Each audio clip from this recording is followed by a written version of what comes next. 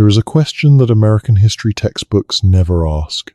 It sits in plain sight, hiding inside the story every schoolchild is told about California in 1849, about the Great Westward Surge, about the birth of American industry. The question is simple. Where did the money come from? Not the gold itself. Not the dust panned from cold Sierra Nevada streams by men who had walked across a continent with nothing in their pockets. The gold is easy to explain. The gold was there and men went to get it.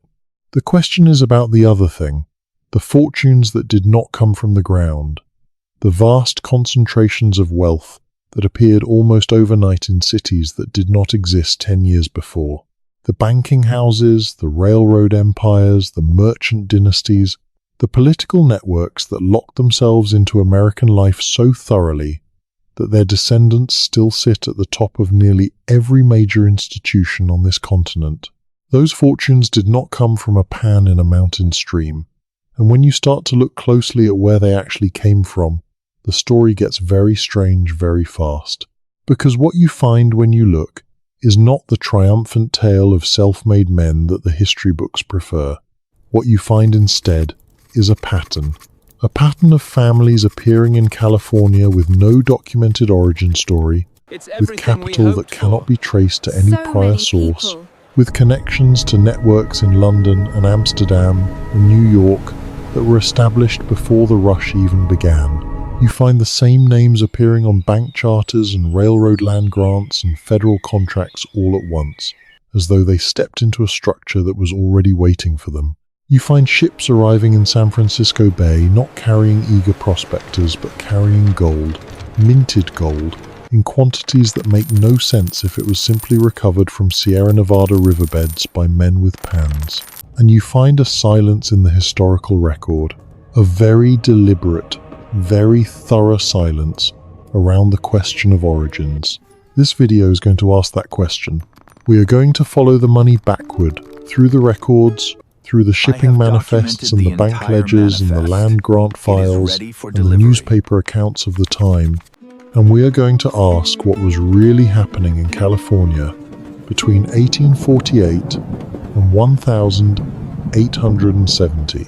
Because the standard version of that story, the version where a carpenter named James Marshall finds a gleam in the water at Sutter's Mill and touches off the greatest voluntary migration in American history, that version is true as far as it goes. But it stops precisely where the real mystery begins. If you are watching this to fall asleep, that is exactly why I make these videos. Maybe subscribe and let me know where are you right now and what time is it. Let us start with what we actually know about the state of California in 1847, the year before the discovery. At that point, the region had just been formally transferred to the United States following the Mexican-American War. The Treaty of Guadalupe Hidalgo was still being negotiated. The population of the entire California territory, excluding the indigenous nations who had lived there for thousands of years, was fewer than 15,000 people. Those were mostly Spanish-speaking Californios, descendants of the mission and rancho system, along with a few hundred American trappers and traders and the remnants of the Russian-American company's coastal operations, which had pulled back from Fort Ross just 6 years earlier. The economy was cattle and hide and tallow. The ports of San Francisco and Monterey handled perhaps 3 or 4 ships a month. There were no banks. There was no mint. There were no organized financial institutions of any kind between the Missouri River and the Pacific Ocean. 1 year later, by the end of 1848, the word had begun to spread. By the spring of 1849, the rush was underway. And by 1850, when California was admitted to the Union with suspicious speed, skipping the territorial phase that every other state in American history had gone through, there were already men in San Francisco who were extraordinarily, architecturally wealthy, not in the way of successful prospectors who had found large deposits, in the way of men who controlled the systems through which everyone else's gold had to pass. The merchants who sold the picks and shovels, the shippers who moved the supplies, the bankers who held the dust and assayed the ore, and issued the notes that functioned as currency. The freighters who moved goods through the mountains. The men who owned the land under the mining camps before anyone arrived to mine it. These men were not arriving broke and getting rich. They were arriving already connected to capital sources that should not have existed in California in 1849. And that is where the mystery begins. Not with a single dramatic secret, but with a quiet structural impossibility that becomes more visible the longer you look at it. Wealth of the kind that emerged in California in that first decade does not grow from nothing. It requires prior capital, prior networks, prior information, and the men who accumulated it most efficiently had all three of those things before they ever set foot on California soil. Take William Chapman Ralston, who had become one of the most powerful financiers in the western United States. He arrived in California in 1854, which is 5 years into the rush, not at the very beginning. He had worked previously as an agent for steamship companies operating between New Orleans and Panama. He had navigated the transit routes across the isthmus that connected the Atlantic world to the California ports. He had spent years in exactly the position that gave a man perfect information about what was moving between the old American economy and the new one being built on the Pacific coast. Within 6 years of arriving in San Francisco, he was a founding partner in a banking house. Within 15 years, he had built the Bank of California, which, at its peak, was the largest and most powerful financial institution in the western United States. He built the Palace Hotel, one of the grandest buildings in America. He financed the development of the Comstock Lode silver mines in Nevada. He was in every significant financial transaction in the Pacific Coast economy for 2 decades. Where did the initial capital come from? The standard biography says he was a clever and energetic man who seized opportunities. That is certainly true, but it does not explain the capital. Clever and energetic men in that era were not rare. California was full of them. What Ralston had that most of them did not was access to the networks, the steamship company connections, the relationships with the men in New York and London who were already moving capital toward California before most Americans had heard of the gold rush. And that brings us to the first structural strangeness in this story, the timeline.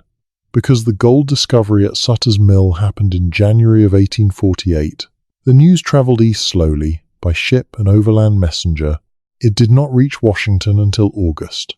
President Polk did not confirm the discovery publicly until December, and yet there is evidence. In shipping records and in the correspondence of certain banking houses, that ships began preparing for California runs in September and October of 1848. Before the news was officially public, before the government had confirmed it, ships were being loaded in New York and Boston and Baltimore with exactly the kind of cargo that a mining economy would need. Hardware, food, clothing, tools, lumber, not because the merchants knew something they should not have known, but because the information had traveled through different channels than the official ones. The financial networks of the mid-19th century were sophisticated information machines. The House of Rothschild in London maintained agents at nearly every significant port and commercial centre in the world. American banking houses with London connections received information through those networks faster than it travelled through official government channels. The men who controlled American oceanic trade in 1848, the men whose ships were already moving between New York and Panama and the Pacific ports, were in a position to act on intelligence about California months before the general public had the opportunity to react. This does not mean there was a conspiracy. It means there was an information asymmetry that functioned exactly as information asymmetries have always functioned in commercial history. The people who knew first acted first. The people who acted first were positioned to capture the structural benefits of the rush, not by panning for gold, but by owning the systems through which the gold had to move. And the people who knew first were the people who were already embedded in the transatlantic financial networks that connected American commerce to London and Amsterdam. So when we ask where America's wealthiest gold rush families came from, one part of the answer is that they came from those networks. They did not appear from nowhere. They emerged from a pre-existing web of commercial relationships that had been accumulating capital and information for decades. The gold rush was not the origin of their wealth. It was the moment when wealth that had been moving through one set of channels was redirected into a new and enormously more profitable set. And the men who made that redirection happen had names that would resonate through American history for the next century and a half. Let us talk about the Crocker family.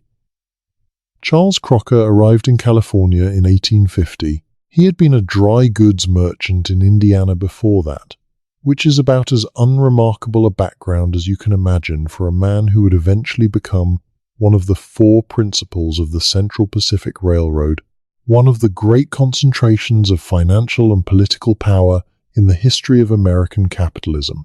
The standard account of how he got from Indiana dry goods merchant to California railroad baron involves his organizational genius and his relentless energy, which he certainly possessed. He was the man who drove the transcontinental railroad construction from the California side, who hired the Chinese laborers and pushed them at a pace that had never been seen in American construction. But the organizational genius alone does not explain the capital. The four men who controlled the Central Pacific Railroad, Leland Stanford, Charles Crocker, Collis Huntington, and Mark Hopkins, are known collectively as the Big Four. Their story is told as one of American entrepreneurial triumph. Four Sacramento merchants who saw the opportunity of the railroad and seized it. What gets less attention in the standard telling is the structure of the federal land grants and financing that made the Central Pacific possible. The Pacific Railway Act of 1862 gave the railroad companies something extraordinary. For every mile of track laid, the Central Pacific received a grant of 10 square miles of federal land, alternating sections on each side of the right-of-way. In mountain territory, that grant doubled to 20 square miles per mile of track. They also received federal bond financing at rates that were not available to ordinary borrowers. This was not the market rewarding entrepreneurial genius. This was the federal government transferring enormous amounts of public wealth to a small group of private interests. And the question that rarely gets asked is how four Sacramento merchants, three of whom had arrived in California with modest capital, managed to secure one of the most lucrative federal contracts in American history. The answer involves another name that does not appear prominently in the Big Four mythology. Theodore Judah, the engineer who surveyed the Sierra Nevada route and proved that a railroad through the mountains was technically possible. Judah did not die rich. He died in 1863, before the railroad was built, of yellow fever contracted crossing Panama. But before he died, he had spent years lobbying Congress for the railroad legislation, and he had done that lobbying in partnership with a network of Republican politicians and financiers in Washington and New York, whose names rarely appear in the California Railroad story. Abraham Lincoln signed the Pacific Railway Act in 1862. The political context is always presented as wartime necessity, the need to bind California to the Union, to move troops and supplies. All of that is true, but the Pacific Railway Act was also one of the largest single transfers of public land to private ownership in American history. And the private ownership it transferred that land to was not broadly distributed. It was concentrated in a very small number of hands, connected to a very specific network of Republican financiers who had been positioning themselves around the railroad opportunity since the 1850s. We are going to come back to the railroad story in detail, but first we need to spend some time on the most foundational institution in the gold rush economy, the one without which none of the other wealth concentrations would have been possible, the banking system. Because the transformation of raw gold dust into the operating currency of a modern commercial economy required an institutional infrastructure that did not exist in California in 1848, and that appeared with remarkable speed in the years immediately following the rush. The first bank to operate in California was Thomas O. Larkin and Company, which opened in Monterey in 1848 using Larkin's existing commercial connections. Larkin had been the American consul in California before the Mexican-American War, which meant he had relationships with the Navy, with the State Department, and with the commercial networks of New England. He was not a professional banker. He was a merchant who understood that in the absence of any other financial institution, anyone who could hold gold dust safely and issue receipts against it was in an extraordinarily powerful position. Within 2 years, banking in California had become much more organized. The banking house of Page, Bacon and Company, which had its origins in Street Louis, established a San Francisco branch in 1850. Wells Fargo opened in 1852. Adams and Company, which was the western arm of a major Boston Express company, was operating before that. The pattern in all of these cases is the same. Eastern financial houses, with capital accumulated in the older commercial economy, extended their operations into California through agents who had prior relationships with the parent institution. The California branches were not independent entities that grew from local resources. They were western extensions of Eastern capital. Wells Fargo is worth examining in some detail because it became one of the most significant financial institutions in the American West, and its origins reveal the pattern very clearly. It was founded in March of 1852 in New York City, not in California, by Henry Wells and William Fargo, who already operated the American Express Company in the eastern states. The California operation was from the start an extension of an Eastern Express and banking network. The initial capital came from New York investors. The organizational model was a replication of the American Express structure. The people who ran the California operations were agents sent from the East, not local entrepreneurs who had built something from nothing. This matters because it illustrates the structural logic of the gold rush wealth concentration. The men who got rich in California in the first decade of the rush were not, by and large, the men who dug the gold. They were the men who owned or controlled the institutions through which the gold had to pass. And those institutions, in almost every case, were extensions of capital networks that had been accumulating in the eastern United States and in London for decades before the California discovery. The individual prospector who found a good claim and worked it hard might do very well for a season or two, but the gold he found had to go somewhere. It had to be assayed, which required an assay office. It had to be converted to currency, which required a bank. It had to be moved, which required an express company. It had to be spent on supplies, which required a merchant. At every stage in that chain, between the man who found the gold and the final destination of the value it represented, there was an institution that took a cut. And those institutions, in aggregate, captured a much larger share of the total value produced by the California goldfields than the miners themselves did. The estimates of total California gold production between 1,848 and 1,855 vary, but the most careful analyses suggest something in the range of $300 million at the gold prices of that era. That is an enormous sum, roughly equivalent to the entire annual federal budget of the United States in 1848. The question of where that value went, of who ended up holding it, is one of the most consequential questions in American economic history.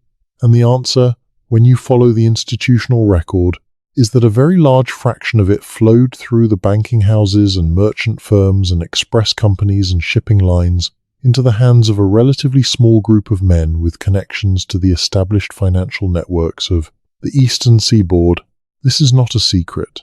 It is visible in the historical record for anyone who cares to look carefully at the institutional rather than the biographical story. What makes it feel like a secret is the way the gold rush is conventionally narrated, as a story of individual enterprise, of the lone prospector against the mountain, of the American spirit of self-reliance and adventure. That narrative is appealing, and it contains real truth. There were individual prospectors who did very well. There were genuine rags to riches stories, but those stories were not the dominant economic pattern of the rush.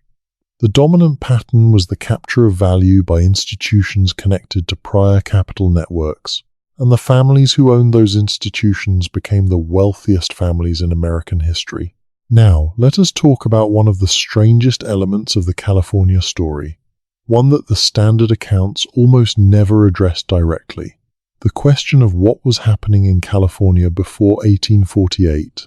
Because the discovery at Sutter's Mill did not happen in an empty landscape. It happened on land that had a prior economic history, prior inhabitants, prior commercial relationships.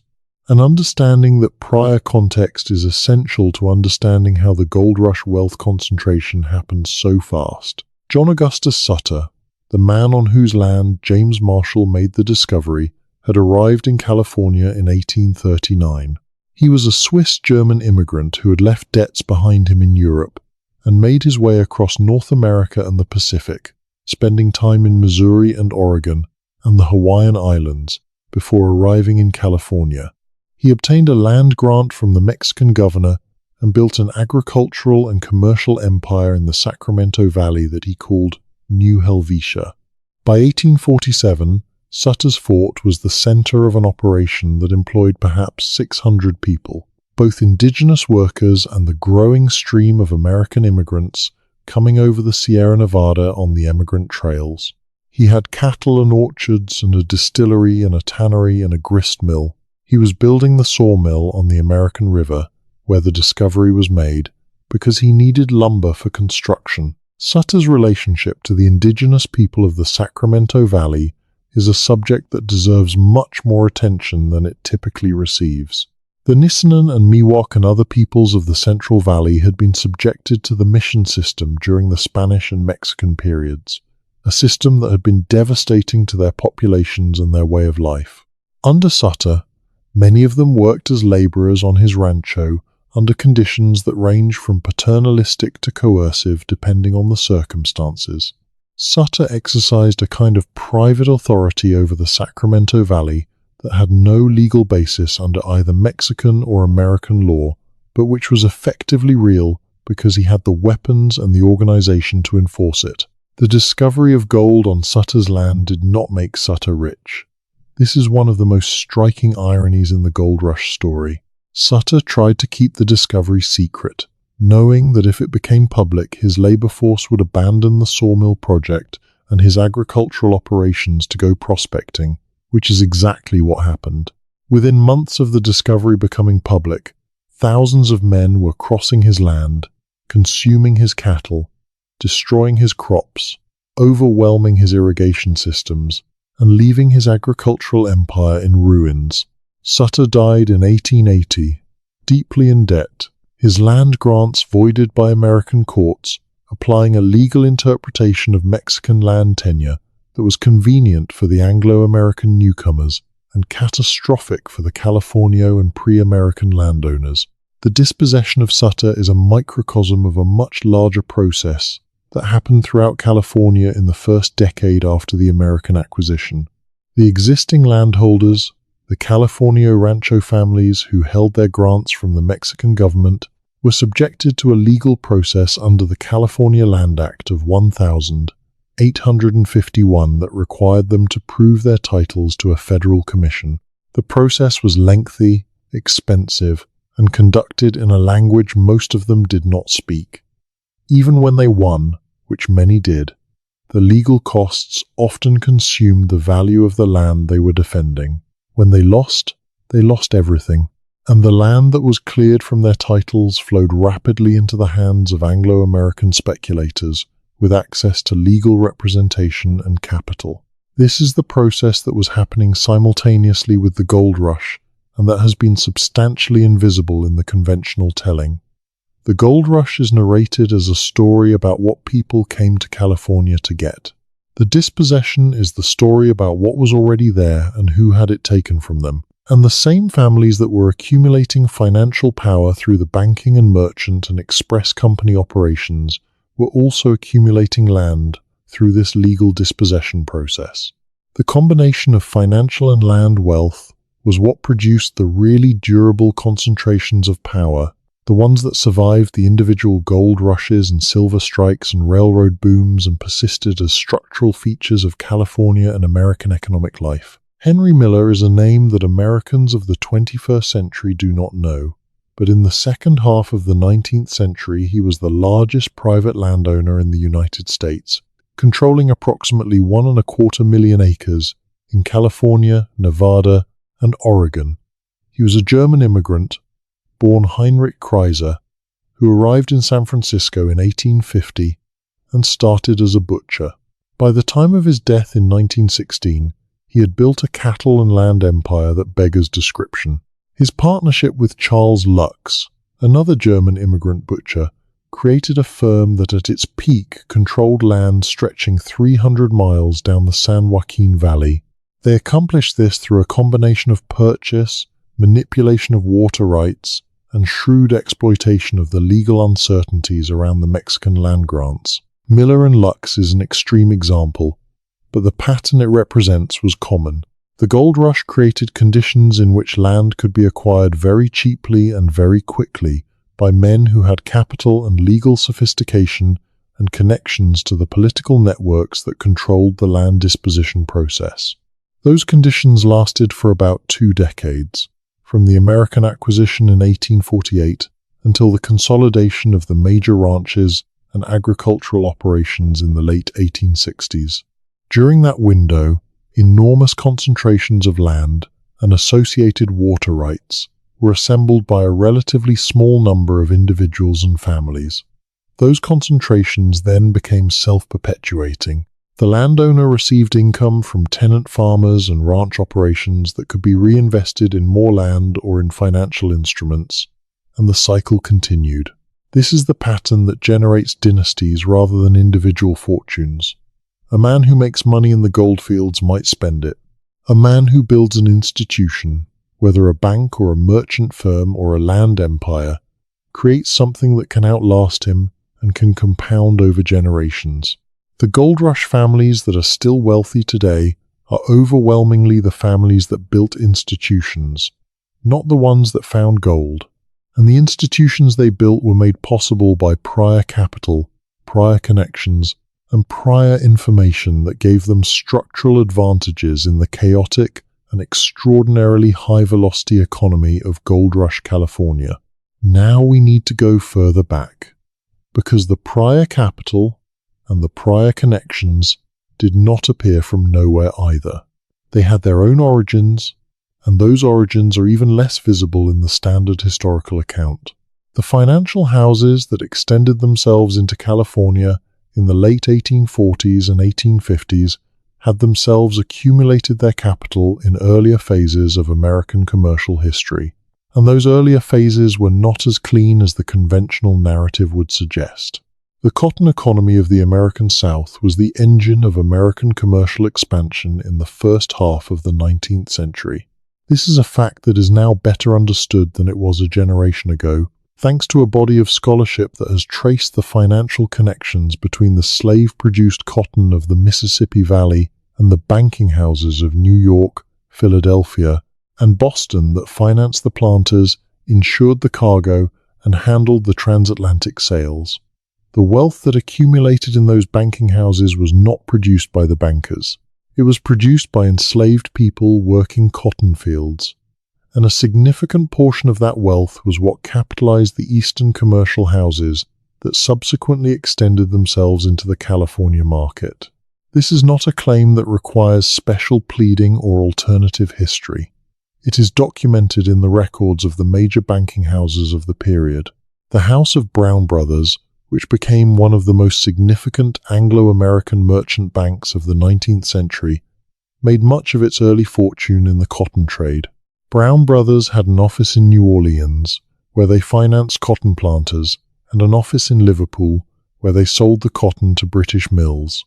The profits from that operation accumulated as capital in New York and London. When the California opportunity appeared, Brown Brothers was one of the first Eastern financial houses to move into the California market, not directly under its own name, but through agents and partnerships with the houses that opened California branches. The same pattern applies to several of the major New England merchant families. The China trade of the early 19th century, the trade in tea and silk and porcelain that made the fortunes of Boston Brahmin families like the Perkins and the Forbes, was itself entangled with the opium trade that the same merchant houses conducted through their relationships with British East India Company operations. John Perkins Cushing, one of the great merchant princes of early 19th century Boston, spent years in Canton managing the opium and tea trade. The fortune he brought back to Boston capitalized several of the great institutional ventures of New England commercial life. And those institutions, in turn, were positioned to move capital into California when the opportunity arrived. None of this follows a simple line of cause and effect. History is messier than that, but the pattern it reveals is consistent. The fortunes that appeared in California after 1848 were not the product of California alone. They were the westernmost expression of capital accumulations that had been building for decades, in some cases for more than a century, in the commercial networks of the Atlantic world. The gold rush did not create American dynastic wealth from nothing. It provided the occasion and the geography for capital that had accumulated elsewhere to express itself in a new form and to consolidate into the institutions and families that would dominate American economic and political life for the next century.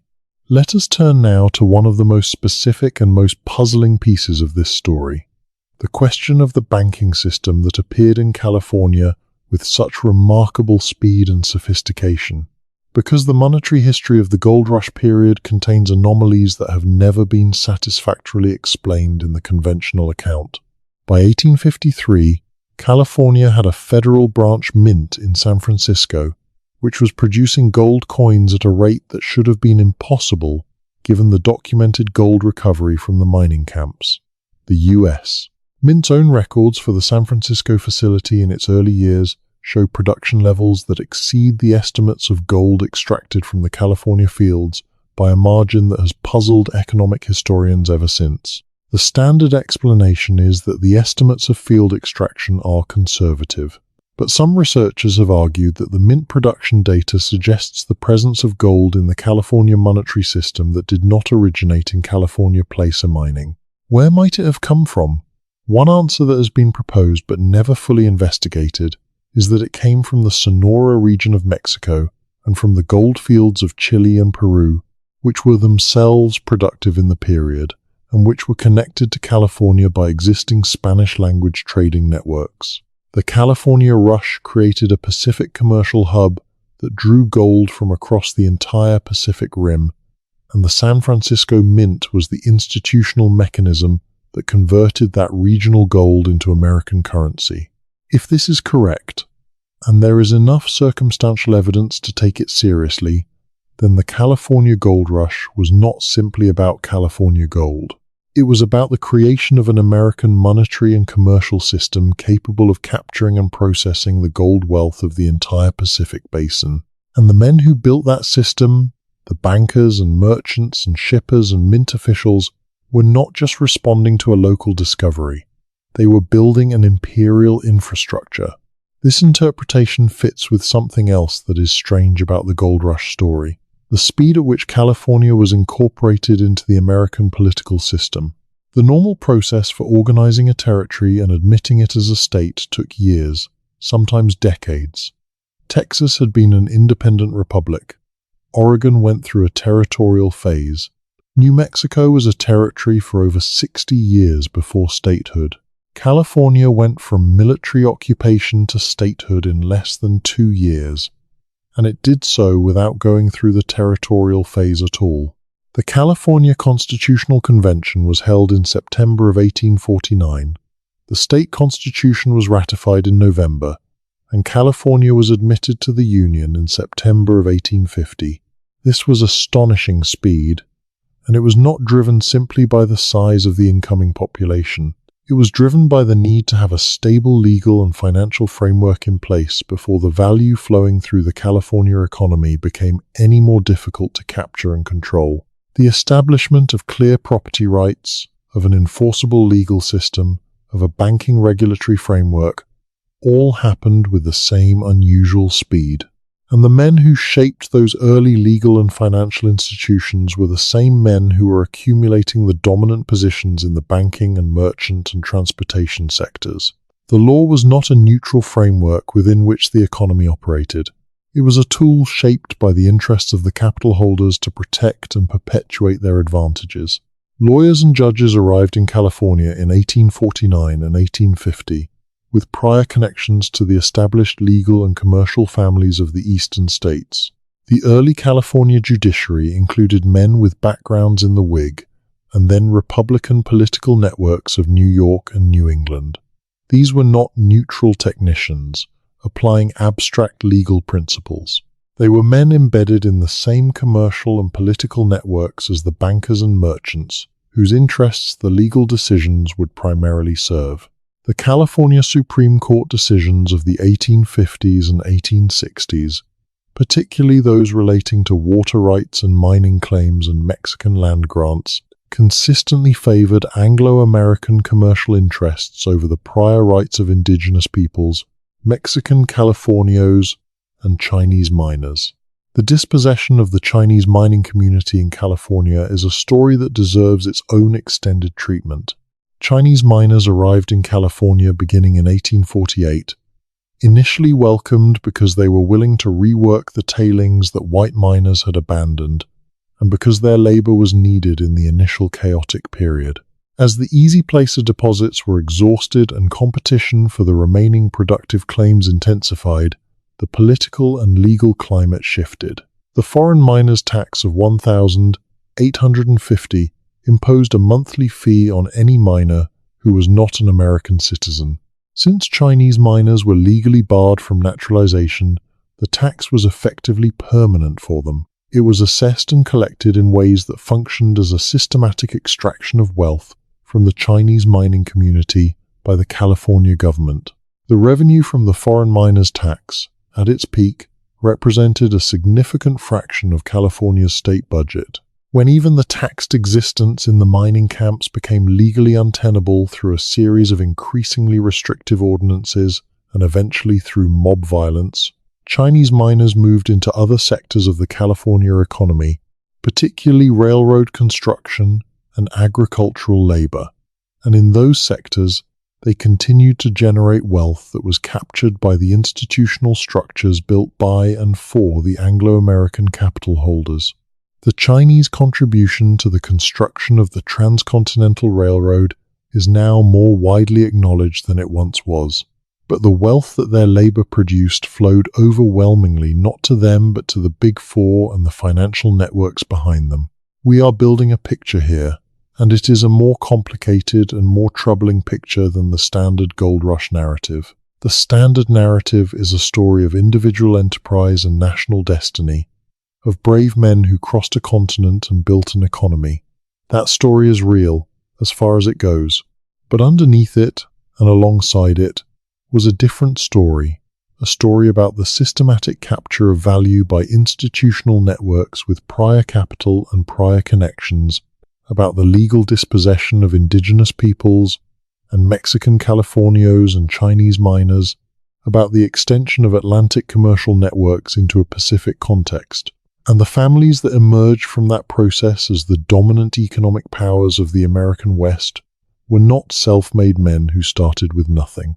They were men who started with access to the networks. Let us go deeper into the specifics.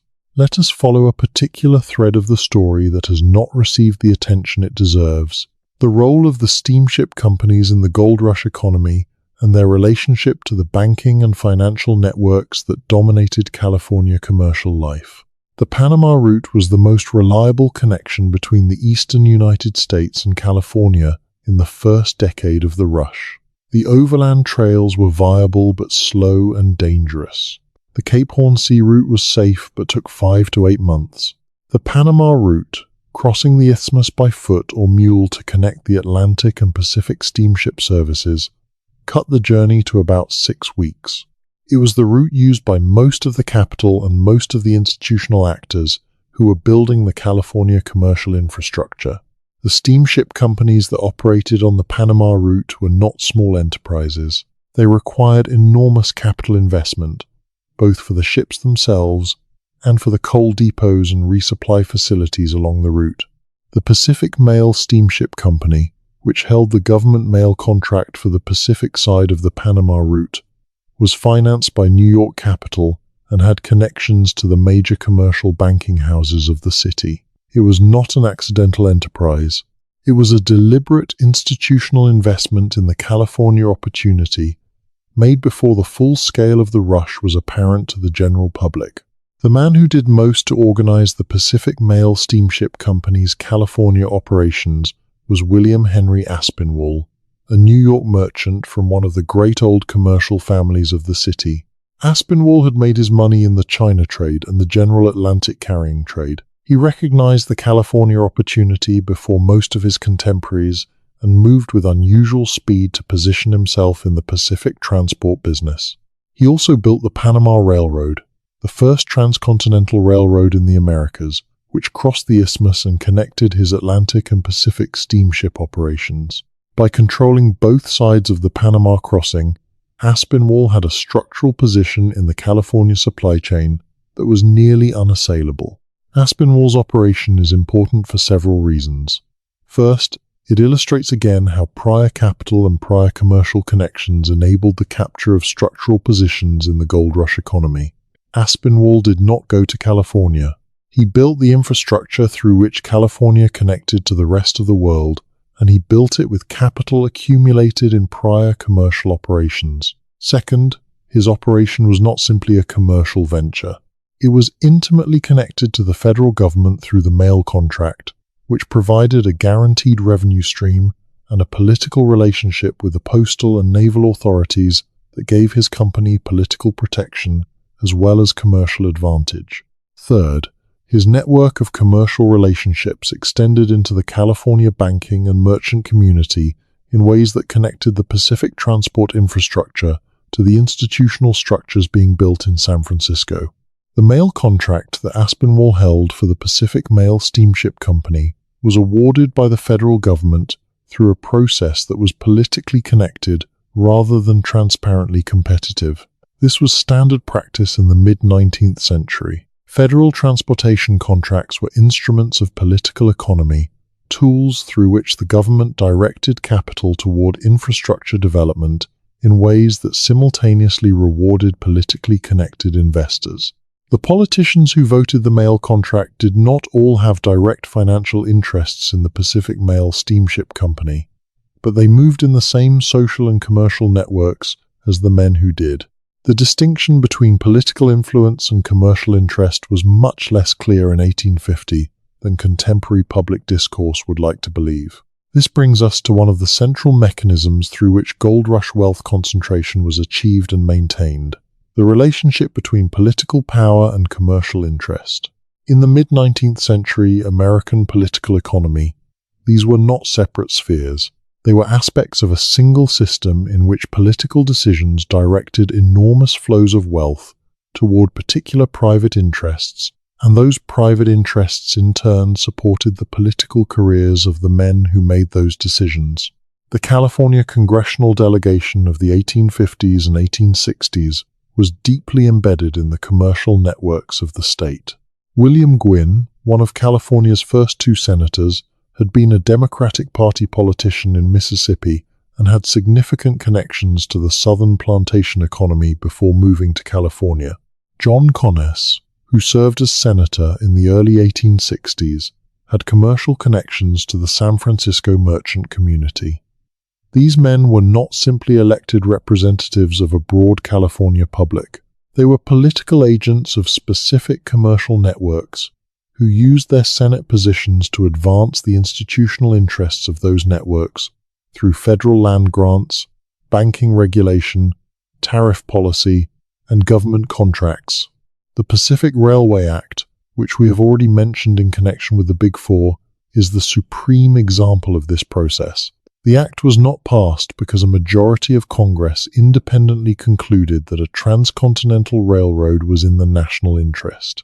It was passed because a sophisticated lobbying operation, financed by the Eastern capital networks that expected to benefit from the railroad, had spent years building the political coalition necessary to pass it. Theodore Judah had done the initial technical work of proving the route was feasible, but the political work of assembling the votes and crafting the legislation in ways that maximized the benefits to the investing interests was done by men who were professional political operators in the Washington world. The land grant that the Pacific Railway Act created was not simply a subsidy for railroad construction. It was one of the largest transfers of public wealth to private interests in American history. The alternating sections on each side of the railroad right-of-way, which the Central Pacific and Union Pacific received for every mile of track they laid, were worth far more than the cost of track construction in most of the territory involved. The railroads received the land when they laid the track. As settlement followed the railroad, that land became valuable. The railroad companies were not simply building transportation infrastructure. They were building a land empire, and the financial benefits of that empire went to the investors who had positioned themselves in the railroad companies before the act was passed. This is where the Gold Rush story connects to a broader pattern in American history that extends well beyond California and well beyond the specific events of 1848 to 1870. The pattern is one in which public assets, land, mineral rights, transportation infrastructure, banking charters, government contracts are transferred to private interests through political processes that are shaped by those same private interests. The Gold Rush was an extreme version of this pattern, compressed into a short period and a limited geography. But it was not a unique event. It was an acceleration of processes that had been operating throughout American history and that would continue to operate after California was settled and the gold fields were exhausted. Understanding the gold rush this way does not diminish the genuine achievement of the men and women who crossed a continent and built cities in the wilderness. The physical and organizational accomplishment was real and extraordinary. What it does is complicate the mythology of self-made men who rose from nothing through talent and effort alone. The men who dominated the gold rush economy did not rise from nothing. They rose from networks, from capital, from connections to political structures that directed public wealth toward private interests. And the families that emerged from that process became the foundational dynasties of American capitalism, dynasties whose wealth and influence persisted for generations, and whose descendants are still visible at the top of the major institutions of American life.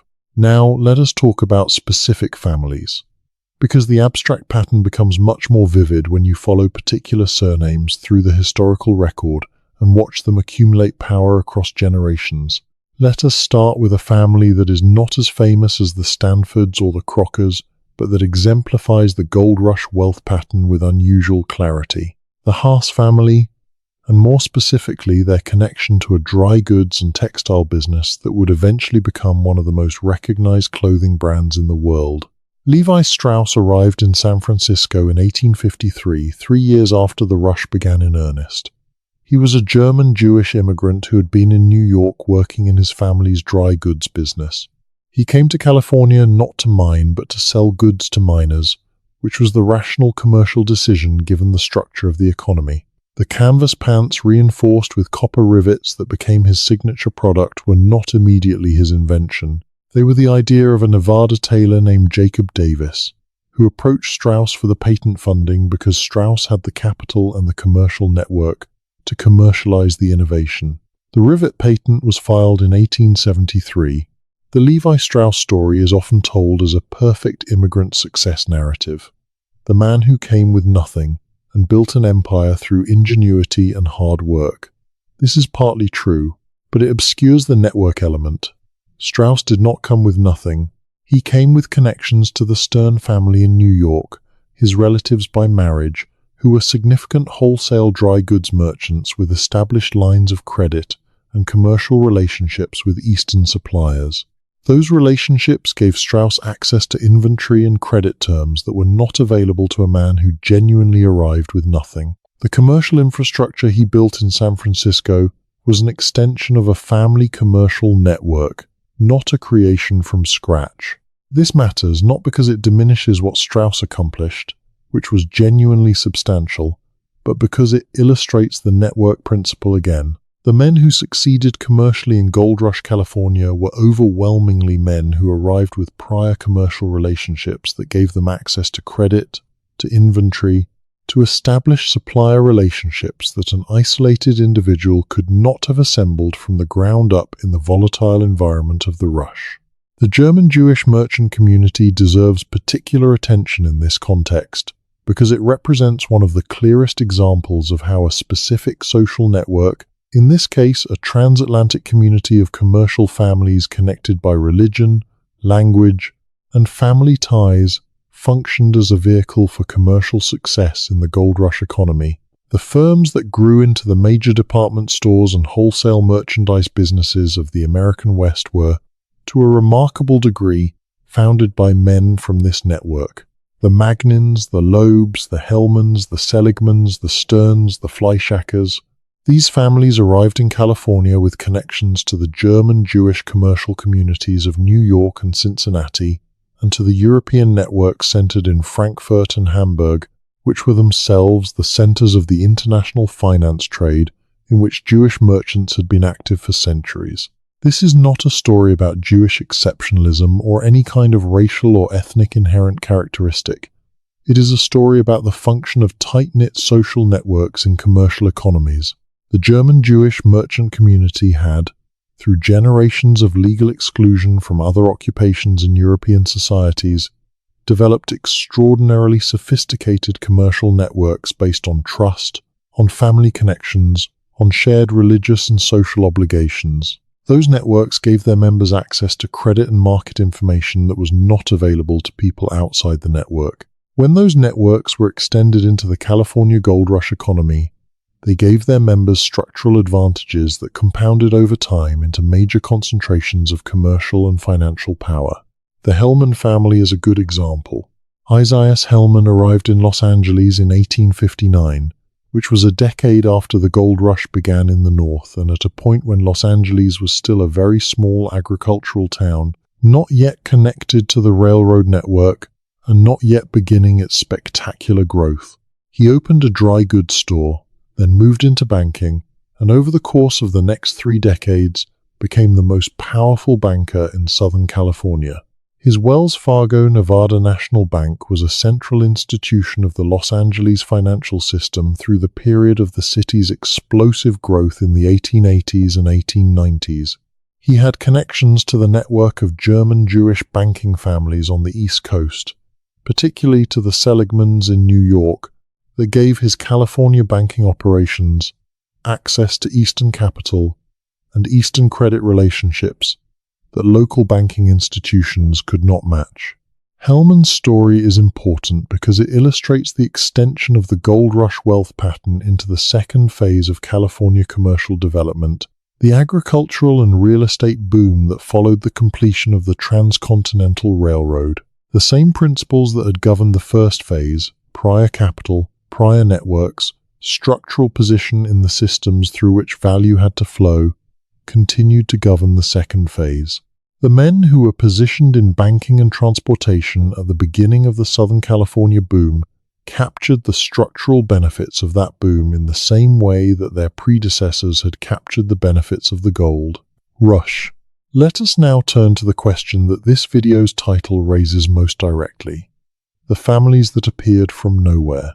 Because there is a specific group of gold rush families whose origins are genuinely obscure in ways that are not simply the result of poor record keeping or the normal gaps in historical documentation. These are families whose wealth appeared very quickly in the California record, but whose prior history is either absent or inconsistent with the speed and scale of their California success. William Sharon is one of the most interesting cases. He arrived in San Francisco in 1849, spent several years in moderately successful real estate speculation, then was nearly ruined by the financial panic of 1855, and then, in 1864, became the San Francisco agent for the Bank of California, which had just been founded by William Ralston. Within 5 years of joining the Bank of California, Sharon had made himself the dominant financial force in the Comstock Lode silver mining operation in Nevada. He did this through a strategy of lending money to struggling mine operators at high interest rates, foreclosing when they could not pay, and acquiring control of the mines, the mills that processed the ore, the water systems that supplied the mills, and the railroad that connected the mining district to the outside world. Sharon's Comstock strategy is a textbook example of what we might call predatory capture, using control of financial credit to acquire physical assets in a distressed environment. But the question of where the initial capital came from, the capital that the Bank of California had available to lend to Comstock mine operators, is interesting. The Bank of California was founded with a paid-in capital of $2 million, which was a very large sum for a California institution in 1864. The investors who provided that capital included Ralston, who had his steamship connections, and a group of San Francisco merchants and businessmen who are identified in the historical record, but whose own capital origins are not always clearly traced. The Comstock Lode was the second great mineral wealth event in Western American history, following the California gold rush by about a decade. The silver it produced between 1859 and the early 1880s was enormous in quantity, and enormously important to the American monetary system during the Civil War and Reconstruction periods. And the financial structure of the Comstock repeated the gold rush pattern. The men who actually dug the ore were wage earners who captured a portion of the value they produced. The owners of the mines and mills and supporting infrastructure captured the rest. And the ownership of that infrastructure was in the hands of a small group of men connected to the San Francisco banking networks. The four men who eventually dominated Comstock mining, James Fair, James Flood, William O'Brien, and John Mackay, known as the Silver Kings, present an interesting contrast to the Big Four railroad barons. All four were Irish-American working-class men who had started with nothing and worked their way into the mining industry from the bottom. Fair had been a miner. Flood and O'Brien had run a saloon in San Francisco. Mackay had been a laborer on the Comstock for years before striking it rich on a productive claim. Their ascent was more genuinely from nothing than the narratives of the railroad barons, and it illustrates that genuine rags-to-riches success was possible in the gold rush economy under the right circumstances. But even the Silver King's story has a network element that is not usually emphasized. Their original stake in the productive mines came partly from backing by financial connections in the San Francisco community, from relationships built over years of working in and around the mining industry, from access to credit through the Irish-American commercial networks of San Francisco. They were not entirely isolated individuals operating without any social infrastructure. What made them exceptional was their geological instinct, their willingness to take risks on claims that more conservative operators had abandoned, and their organizational capacity to manage very large mining operations. But those qualities expressed themselves through the social and financial networks that California had built. Now, let us address the most mysterious element of the gold rush financial story, the role of European banking networks in the creation of the California financial system. This is the element that is most thoroughly buried in the standard account, and the one that most directly addresses the question of where the capital came from. The international financial system of the mid-19th century was dominated by a relatively small number of great banking houses, most of them based in London, with satellite offices in Amsterdam, Frankfurt, Paris, and New York. These houses financed sovereign debt, organized the great commodity trades, and provided the credit infrastructure through which international commerce operated. The most powerful of them, the House of Rothschild, had branches in London, Paris, Frankfurt, Vienna, and Naples, and operated through agents in every significant commercial center in the world. The California gold discovery was immediately significant to these networks, for reasons that go beyond the obvious commercial opportunity. Gold was the foundation of the international monetary system. The major powers of the world were on or moving toward gold standards, which meant that their currency systems were defined in terms of gold, and that changes in the global supply of gold had direct effects on their monetary policies, their trade balances, and their economic dynamics. A major new source of gold in California was not simply a commercial event. It was a monetary event of global significance. and the great banking houses were acutely attentive to monetary events. The London Rothschilds were receiving intelligence about the California discovery through their network of agents before the American government had publicly confirmed it. Their American agent at the time was August Belmont, who had established himself in New York in 1837 and who was connected to the major commercial banking networks of the city. Belmont was not a gold rush figure in the obvious sense. He did not go to California. But through his position as the Rothschild American representative, he was a channel through which European banking intelligence and capital influenced the American financial response to the gold rush. The connection between the Rothschild network and the California financial system is not as direct as some popular accounts have suggested. The Rothschilds did not simply establish a California branch and begin operating in the mining economy. The relationship was more indirect, operating through the American banking houses that had relationships with the London network. These would include houses like Drexel, Morgan and Company, which was the American partnership of the Drexel banking network, itself connected to European capital through its own London relationships. The Morgan banking connections to California in the gold rush period are an interesting and underexplored aspect of the early history of the house that would eventually become J.P. Morgan and Company. Junius Spencer Morgan, the father of J.P. Morgan, was a Boston-born banker who established himself in London in 1854 and became the American partner of the great London banking house of George Peabody and Company. Peabody and Company handled American securities in the London market, which meant that it was a major channel through which European capital flowed into American investments. The American economy in the 1850s was capital-hungry in the ways that rapidly developing economies always are, and the London market was the primary source of external capital for American enterprise.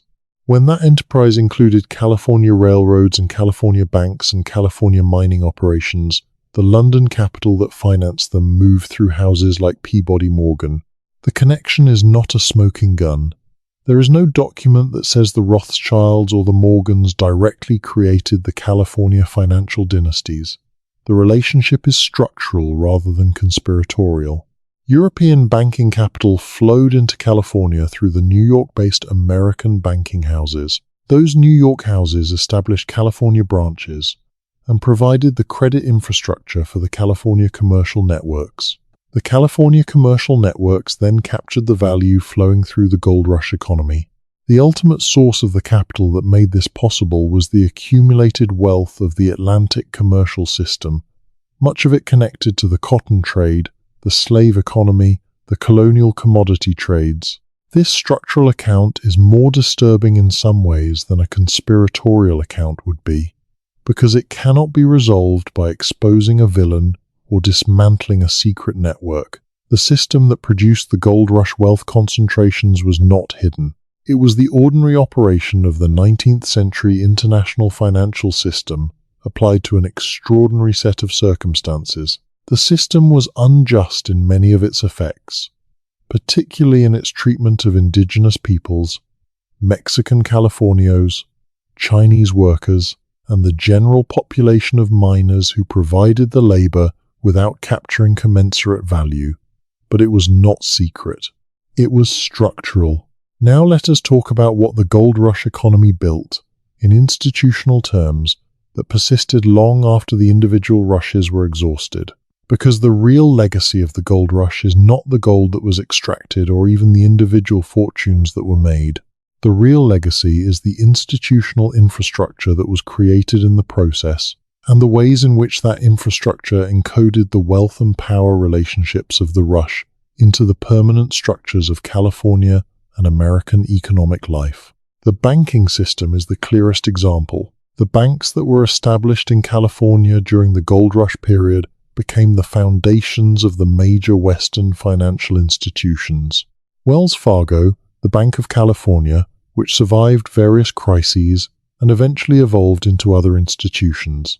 The institutions founded by the Hellman Network in Southern California, these were not temporary phenomena. They became the credit infrastructure of the entire West Coast economy. and the families and networks that controlled them were able to exercise their influence over the regional economy for generations. The railroad system is the other great example. The Central Pacific and its successor, the Southern Pacific Railroad, did not simply build a transportation network, they built a political empire.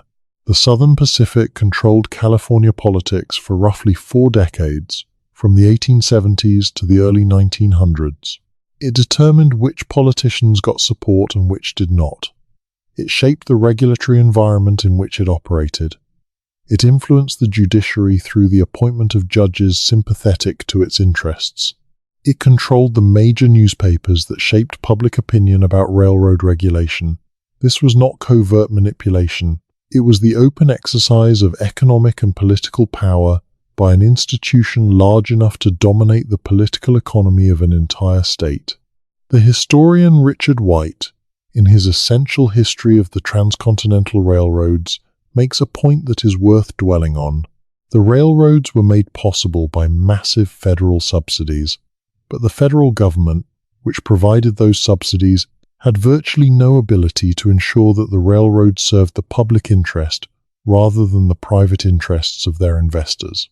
The institutional mechanisms for democratic oversight of large private enterprises simply did not exist in the political culture of the mid-19th century. The result was that the public wealth transferred to the railroads through land grants and bond guarantees was used primarily to benefit the investors, while the public bore the costs of the railroad's monopoly pricing and its political dominance. This is the institutional legacy of the gold rush. Not just the specific fortunes of specific families, but the political and economic structures that those fortunes made possible and that encoded the interests of those families into the fabric of American institutional life. The progressive era reforms of the early 20th century, the antitrust actions against the railroad monopolies, the banking regulations that followed the financial crises of the late 19th century, all of these were responses to the institutional structures that the gold rush wealth had built. They were partially successful. They modified the most egregious aspects of the system, but they did not fundamentally transform the relationship between concentrated wealth and political power that the gold rush had established. Let us now go back to the beginning of the story and fill in some of the details about what was actually happening in California before 1848, because the pre-gold rush context is essential to understanding why the rush produced the patterns of wealth concentration that it did, rather than the more broadly distributed wealth that the mythology suggests. The land question is the most fundamental. California in 1848 had a land tenure system based on Spanish and Mexican law, and on the system of large ranchos that had been granted to Californio families and to some Anglo-American settlers in the period before the American acquisition. These ranchos were enormous, some of them covering hundreds of thousands of acres. They were primarily cattle operations, with little intensive agriculture, and their labor was provided partly by the mission-trained indigenous population that had survived the devastating epidemics of the mission period. When California was transferred to the United States, the treaty guaranteed the property rights of the existing landowners, but the California Land Act of 1851, which required all landowners to prove their titles to a federal commission within 2 years, created conditions in which a large fraction of the existing land titles were ultimately invalidated or financially exhausted through the legal process. The result was the transfer of enormous quantities of land from California families to Anglo-American speculators. The speed at which this transfer happened is striking. By the late 1850s, the major California rancho families were in severe financial distress. The combination of legal costs, drought, competition from American agricultural operations, and loss of their labor force to the goldfields had undermined the economic basis of the rancho system. Many were selling land to pay debts. Some lost their land through foreclosure. A few managed to hold on through judicious marriage to Anglo-Americans or through alliances with the Anglo-commercial networks. The land that moved from Californio families into Anglo-American hands was often acquired at prices far below its ultimate value. The speculators who bought it knew that the arrival of the railroad and the development of intensive agriculture would dramatically increase land values. They were buying the future, using capital accumulated from the gold rush commercial economy to acquire the foundational resource of the agricultural economy that would follow. This was another dimension of the structural advantage that prior capital conferred. The ability to wait, to hold assets through periods of low value, to invest in the future, while others were focused on the immediate returns of the mining economy. Henry Miller, whom we mentioned earlier, exemplifies this pattern. His strategy of acquiring land in the San Joaquin Valley was not simply opportunistic. It was based on a clear understanding that the valley's potential for irrigated agriculture was enormous, and that the key to realizing that potential was control of water rights. Miller spent decades acquiring the water rights along the major rivers of the valley, and he used control of those water rights to shape the agricultural development of the entire region in ways that served his interests. By the time California agriculture became the most productive in the world in the early 20th century, the major agricultural regions of the state were controlled by a remarkably small number of large landowners, whose titles traced back to gold rush-era acquisitions. The indigenous population of California deserves more than a footnote in this story. They were the people who paid the heaviest price for the gold rush, and their dispossession is the original foundation on which everything else was built. The California gold fields were located in territory that had been inhabited for thousands of years by numerous distinct peoples: the Nisnan, the Miwok, the Maidu, the Shoshone, the Yokuts, and many others. These peoples had developed diverse and sophisticated relationships with the landscape, including sophisticated management of the oak-based economy that supported large populations in the foothills. The gold rush was catastrophic for California's indigenous peoples. The mining camps devastated the ecological systems on which their food economies depended. Rivers were diverted and choked with hydraulic mining debris. The oak groves were cut for mining timber. The game was hunted out by miners supplementing their food supplies. But beyond the ecological destruction, the gold rush brought direct violence. The period from 1848 to 1870 saw what historians now recognize as the genocide of the California Indians. Volunteer militia groups, sometimes funded by the California state government, killed indigenous people across the gold regions. Bounties were paid for native scalps and heads in some California counties. The indigenous population of California, which had already been severely reduced by the Mission Period epidemics, fell from perhaps 150,000 in 1848 to fewer than 30,000 by 1870. The land the gold rush families built their fortunes on was not empty land. It was land that had been wrested by violence and law and disease from peoples who had lived there for thousands of years.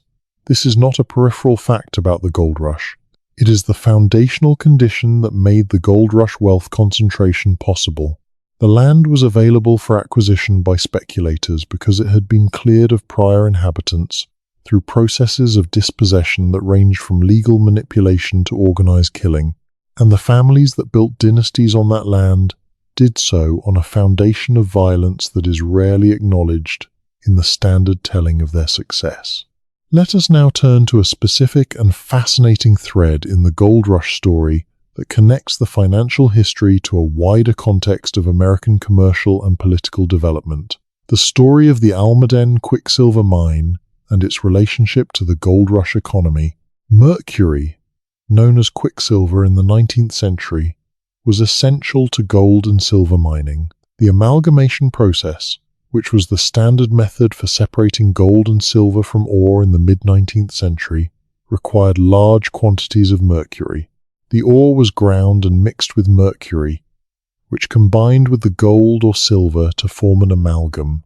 The amalgam was then heated to drive off the mercury, leaving the pure metal. Without mercury, the processing of low-grade ores was effectively impossible. The new Almaden quicksilver mine in the hills south of San Jose was the most productive mercury mine in the Americas and one of the most productive in the world. It had been known to the indigenous people of the region, who used the red ore, cinnabar, as a pigment. Spanish missionaries had noted it.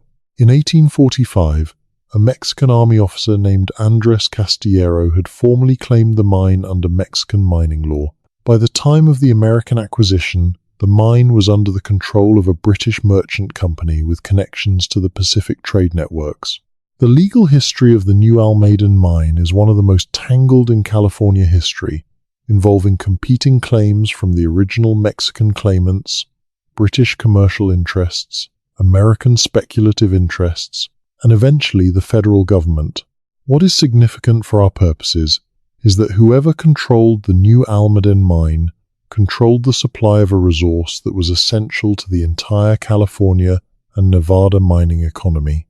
The mercury could not be sourced easily from anywhere else on the Pacific coast. Ships brought some from Spain and Peru, but the domestic supply from New Almaden was crucial. The men who eventually secured control of the New Almaden mine, after years of litigation that went all the way to the Supreme Court, were members of the San Francisco commercial networks we have already discussed. The Quicksilver Mining Company that operated the mine had connections to both the Ralston banking network and to the political figures who shaped the legal decisions about the mine's ownership. The mine was not a peripheral element of the gold rush economy. It was a strategic resource that shaped the entire mining industry's ability to process ore, and its ownership was a significant source of power and profit for the San Francisco commercial elite. This is a pattern that repeats throughout the gold rush period. The strategic resources, the ones that were essential to the operation of the mining economy but that were not the gold itself, were consistently captured by men connected to the banking and merchant networks rather than by the miners who needed them. Mercury from Almaden, lumber from the Sierra Nevada forests, water from the river diversions that supplied the hydraulic mining operations, salt used in ore processing, explosives used in hard rock mining.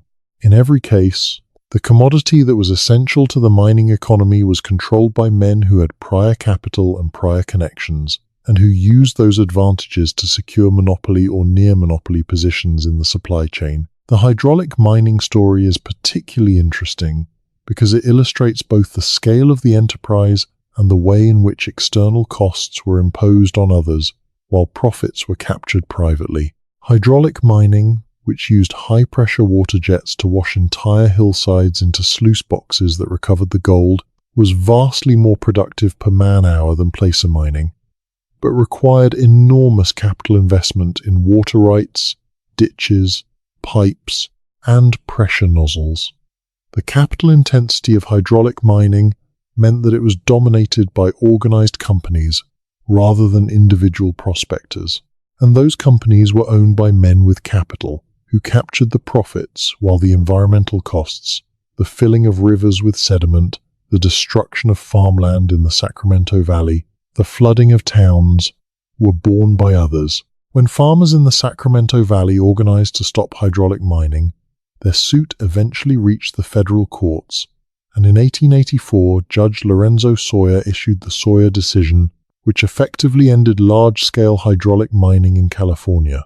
This is often presented as a victory for farmers and environmentalists, but it is also interesting for what it reveals about the political dynamics of the late gold rush period. By 1884, the easy hydraulic mining grounds were largely exhausted, and the great mining companies were looking for other opportunities. The political resistance of the Sacramento Valley farming interests, which by that point had accumulated their own political weight, was able to prevail over the mining interests precisely because the mining interests were no longer as economically powerful as they had been a generation earlier. The legal resolution followed the shift in economic power, not the other way around. Now, let us take a broader view and ask what the Gold Rush era tells us about the mechanisms through which wealth and power are concentrated in capitalist economies.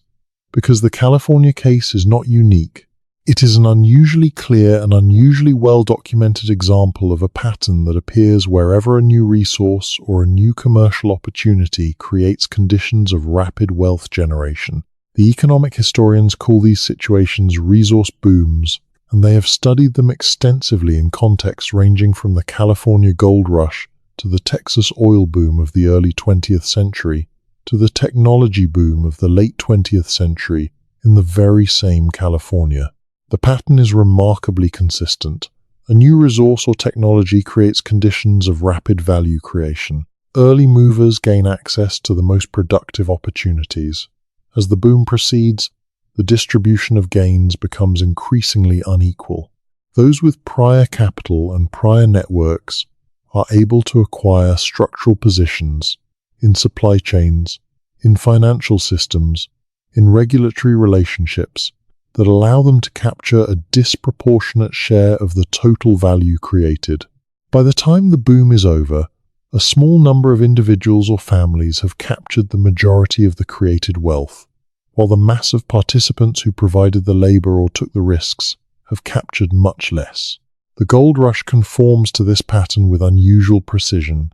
The question is whether it also conforms to the more specific claim that the title of this video raises, the claim that the wealthiest families appeared from nowhere.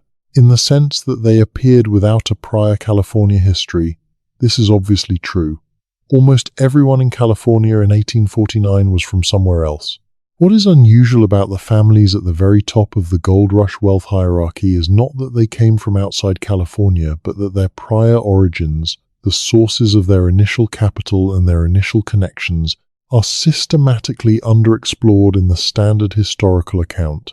The mythology of the self-made man, which was already a powerful element of American cultural ideology in the mid-19th century, served an important function in obscuring the network origins of gold rush wealth. If a man's success could be attributed to individual talent and effort, then his wealth appeared to be his own creation, the fair result of his own contributions. If it was attributed instead to prior capital and prior connections to networks of established wealth, then it appeared as what it actually was, an extension and amplification of pre-existing advantages. The self-made man mythology was not simply a false story that the wealthy told to deceive others. It was a story they often told themselves, a story that was partly true, that celebrated real qualities of energy and intelligence and organizational capacity, while systematically omitting the structural context that made those qualities productive. This is why the question of where the gold rush families came from matters beyond its historical interest. It matters because the mythology it challenges is still operative. The story of American wealth as the product of individual talent and effort, unmediated by prior advantage and structural position, is one of the foundational myths of American political culture. It is the story that justifies the current distribution of wealth and power as the natural result of differential merit. The historical record of the gold rush, which shows clearly how prior capital and prior networks and prior information shape the distribution of wealth, even in the most chaotic and apparently wide-open frontier conditions, is an antidote to that mythology. But let us also be fair to the complexity of the history, because not all of the gold rush wealth was the product of structural advantage. There were genuine cases of individuals who arrived with nothing and built substantial success through their own talent and effort. The Silver Kings, whom we discussed earlier, various successful merchants and attorneys and engineers who came to California without significant prior capital and made good through their own competence. The history of the gold rush is not a simple story of the rich getting richer while the poor got poorer. It is a story in which some upward mobility was genuinely possible, in which the frontier conditions of the early rush did create opportunities that would not have existed in a more settled and institutionally established economy. What the structural analysis reveals is not that individual talent and effort were irrelevant, but that they were insufficient explanations. Talent and effort were necessary, but not sufficient conditions for the kind of wealth that produced dynasties.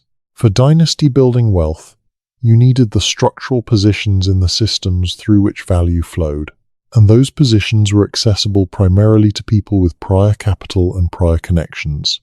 This is why the family matters as the unit of analysis, rather than the individual. The gold rush created individual fortunes, some of which were dissipated within a generation. It created institutional fortunes, concentrated in banks and railroads and land companies, which could persist across generations because the institution survived the individual. And the families that controlled those institutions were able to reproduce their advantages across generations through a combination of inherited wealth, inherited social connections, inherited political relationships, and the careful management of marriage and partnership to maintain network coherence. The Crocker family is an interesting case because Charles Crocker, who was by all accounts genuinely energetic and organizationally gifted, came from modest origins and built his railroad fortune through real organizational accomplishment. But his descendants did not build new fortunes through similar organizational accomplishments. They inherited the fortune he created, attended the right schools, married into the right families, and used the social and financial capital they inherited to maintain positions of influence in California life that had no necessary connection to their own individual talents. This is the standard pattern of dynasty formation in any society with transmissible wealth. The founder builds through talent, the descendants maintain through inheritance. Leland Stanford is another case worth examining because his trajectory from Sacramento grocery merchant to railroad baron to university founder to U.S. Senator is so extreme that it requires structural explanation. Stanford had been a moderately successful merchant before the railroad project. He had the right political connections, having been a Republican Party organizer in California and having served as the state's governor from 1862 to 1863. His governorship was crucial to the Central Pacific Project because it gave the railroad access to California state financial support and political backing during the critical early years when federal financing alone was insufficient. Stanford used his political position to benefit the railroad and used the railroad to benefit himself in ways that would today be considered obvious conflicts of interest, but that in the 1860s were simply the normal operation of the California political economy. Stanford's decision to found a university, Leland Stanford Junior University, in memory of his son who died of typhoid fever in 1884, is often presented as an act of pure philanthropy. It was partly that, but it was also a calculated decision about the management of a very large fortune, a decision to institutionalize wealth in a form that would be legally protected, socially celebrated, and culturally productive in ways that might outlast the immediate political controversies surrounding railroad wealth. The university bore the family name and served as a permanent monument to the family's importance. It trained the next generation of California professional and managerial class, and it created a social and intellectual infrastructure that served the interests of the kind of economy that Stanford and his railroad colleagues had built. The parallel to Andrew Carnegie's library building campaign is instructive. Carnegie, who accumulated his fortune through the steel industry rather than the gold rush, pursued a similar strategy of institutionalizing wealth in educational and cultural forms. Carnegie libraries were built in hundreds of American towns. Carnegie Hall was built in New York. The Carnegie Institution was established in Washington. These were genuine cultural contributions. They were also strategic exercises in the management of public perception of concentrated wealth, in the transformation of a fortune built through labor, exploitation, and monopoly power into a legacy of cultural beneficence. The philanthropic institution became a mechanism for laundering the reputation of wealth, accumulated through processes that the public increasingly questioned. This is not a cynical reading. It is an analysis of how concentrated wealth has consistently managed its relationship to the broader society in American history. The wealthy have always understood, at some level, that the maintenance of their position requires some degree of social legitimacy, and that social legitimacy requires some visible return of value to the society from which the wealth was extracted. The universities and libraries and museums and symphony halls that the Gold Rush families endowed were real contributions to American cultural life. They were also instruments of dynastic self-perpetuation, mechanisms through which the families maintained their social positions and their reputational capital across generations. We need to address one more dimension of the gold rush story that the standard account almost completely ignores: the international dimension. Because the gold rush was not simply an American event, it was a global event, and its effects on the international financial system were profound and lasting. And understanding those effects illuminates some of the structural questions about where the capital came from and where the wealth went. The discovery of gold in California coincided with a period of significant monetary instability in the international economy. The 1840s had seen major financial crises in Britain and the United States. The cotton economy of the American South was approaching the contradictions that would ultimately produce the Civil War. The European revolutions of 1848, which were happening simultaneously with the California discovery, created political instability that affected financial markets. Into this unstable environment, the California gold discovery injected a massive expansion of the world's monetary base. The global effects of California gold on the international monetary system are well documented by economic historians. The expansion of the gold supply contributed to the inflation of the 1850s and helped to finance the industrial development of Britain and continental Europe. It strengthened the dollar at a time when the American economy was expanding rapidly. It provided the financial foundation for the Union's ability to finance the Civil War without immediately going off the gold standard, though wartime exigencies eventually forced a partial departure. These were enormous consequences, and they were felt across the entire international economy. But the connection between California gold and the international monetary system also worked in the other direction. The same London banking houses that monitored and analyzed the monetary effects of the California discovery were also positioned to profit from it through their American connections. The expansion of the American monetary base created an expansion of demand for credit, which the London houses were positioned to supply.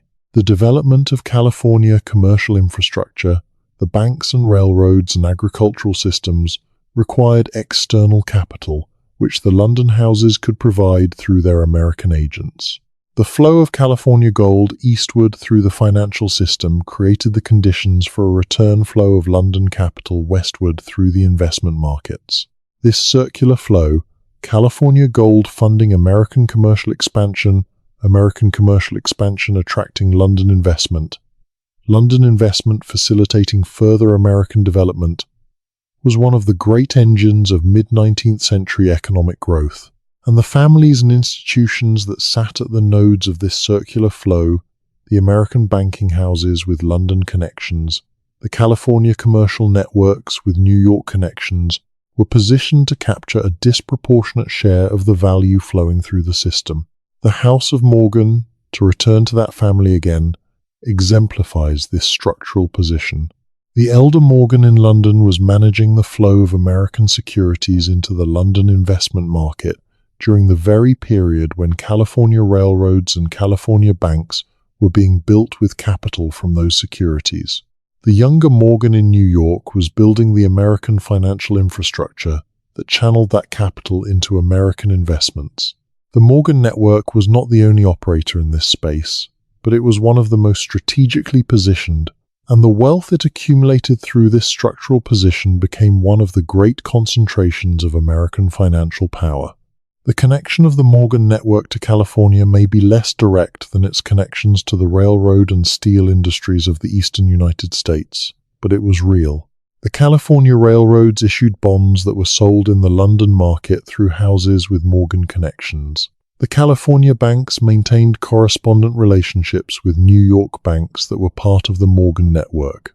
The commercial economy of California was embedded in an international financial system in which the Morgan and related networks occupied central positions.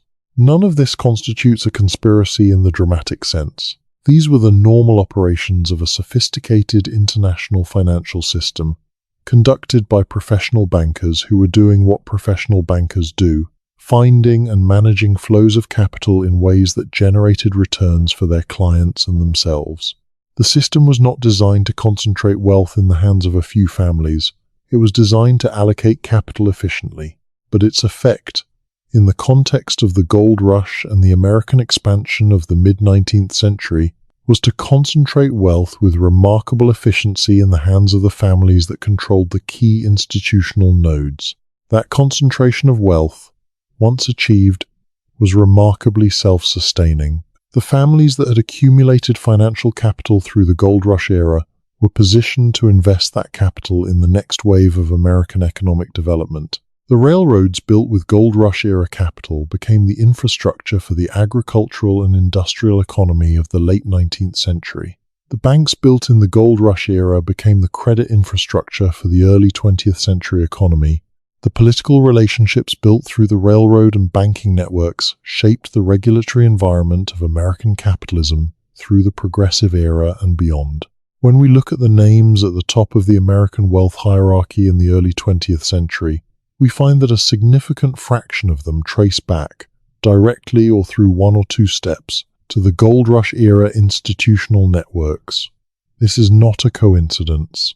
It is the normal operation of compounding advantage over time. Capital begets capital. Networks beget networks. Political influence begets regulatory structures that protect the interests of those who shape them. The gold rush was an unusually rapid and concentrated episode of initial advantage taking, but the dynamics it set in motion were the same dynamics that have operated throughout American economic history. So when we ask where America's wealthiest gold rush families came from, we have a multi-layered answer. They came from Eastern commercial networks that had accumulated capital through earlier phases of American commerce, some of it connected to the cotton economy and the slave trade. They came from European banking networks that provided external capital for American commercial development. They came from the specific information asymmetries and structural positions that gave prior capital holders the ability to act on the California opportunity before the general public could respond. They came from political connections that gave them access to the federal land grants and contracts that were the most valuable prizes of the gold rush era. And they did not disappear when the gold fields were exhausted. They built the institutions, the banks and railroads and universities and newspapers and law firms that constituted the permanent infrastructure of Western American capitalism. They married their children into each other's families and into the Eastern families with which they were already connected. They shaped the legal and regulatory environment to protect and perpetuate their advantages. They told a story about themselves that celebrated their individual talents and obscured their structural advantages, and that story became the mythology of American success. The question that this video's title asks, why nobody asks how these families appeared from nowhere, is a question about historical consciousness, about which stories we tell about the origins of American wealth and power, and which stories we choose not to tell. The gold rush mythology, the story of brave individuals crossing a continent and making their fortune through talent and grit, is a story that serves the interests of the dynasties it celebrates. It makes their wealth appear to be the natural and deserved result of their own contributions, rather than the product of prior advantage, structural position, and the systematic capture of value from the labor of others. A more complete account, one that includes the prior capital and the prior networks, and the political connections, and the dispossession of indigenous peoples, and the exploitation of Chinese and Mexican labor, is a more troubling story. It does not diminish the genuine accomplishments of the gold rush era. It does not deny that real things were built, real cities were created, real infrastructure was laid. But it situates those accomplishments in their actual context, in the context of a system that distributed the costs and the benefits of that building in profoundly unequal ways. That more complete account is the one that American historiography has been moving toward, slowly and unevenly, for the past several decades. It is an account that takes seriously the experiences of the people who are not the heroes of the standard narrative, the indigenous peoples whose land was taken, the Chinese laborers whose work built the railroads, the Mexican Californios whose land grants were voided, the ordinary miners whose gold enriched the banks and merchant houses far more than it enriched themselves. And it is an account that asks, insistently, where the money came from and where it went. Because those questions, asked seriously, reveal a different and more complex and more accurate picture of how American wealth and power were actually created. Let us now spend some time on the specific geography of the gold rush and what it reveals about the prior knowledge and prior positioning of the men who built the great fortunes. Because the geography of where the wealth ended up concentrated tells us something important about where the people who captured it came from and what they knew in advance. San Francisco was the great beneficiary of the gold rush, not Sacramento, which was closer to the mining districts, and not the mining towns themselves, which boomed and busted as individual claims were exhausted. San Francisco became the financial and commercial capital of the West because it was the port. Everything that came in from the eastern United States and from Europe and from South America and Asia passed through San Francisco. Everything that went out passed through San Francisco. The man who controlled the systems of that flow controlled the economy of the entire region. The decision to make San Francisco rather than any other California port the primary hub of the Pacific trade was not simply a natural result of geography. Though San Francisco Bay is the finest natural harbor on the Pacific coast of North America, it was also a result of the prior positioning of specific commercial interests that had connections to San Francisco specifically. The Pacific Mail Steamship Company's California terminal was in San Francisco. The first banks were in San Francisco. The first substantial newspaper, the Alta California, was in San Francisco. The first significant commercial law firms were in San Francisco. These were not accidents. They were the result of deliberate decisions by men with prior connections to the city and its commercial potential. Before the gold rush, San Francisco, then called Yerba Buena, was a small commercial village with a fine harbor and modest trade. But it had connections. The American merchants who operated along the California coast in the hide and tallow trade, men like William Heath Davis and Nathan Spear, had established commercial relationships in Yerba Buena in the 1830s and 1840s, the U.S. Navy had operations in the Bay. The American consul, Thomas Larkin, was based in Monterey but maintained commercial connections in the Bay Area. These pre-existing connections meant that when the gold rush created enormous demand for commercial services, the infrastructure for providing them was concentrated in San Francisco rather than distributed across the California coast. The real estate story of early San Francisco is also illuminating. The land of the city was, at the time of the American acquisition, owned by a combination of Mexican government claims, private Mexican land grants, and the preemption claims of American settlers who had arrived before or during the military occupation. The legal status of all of this was uncertain, and the uncertainty created enormous speculative opportunity for men with capital and legal expertise.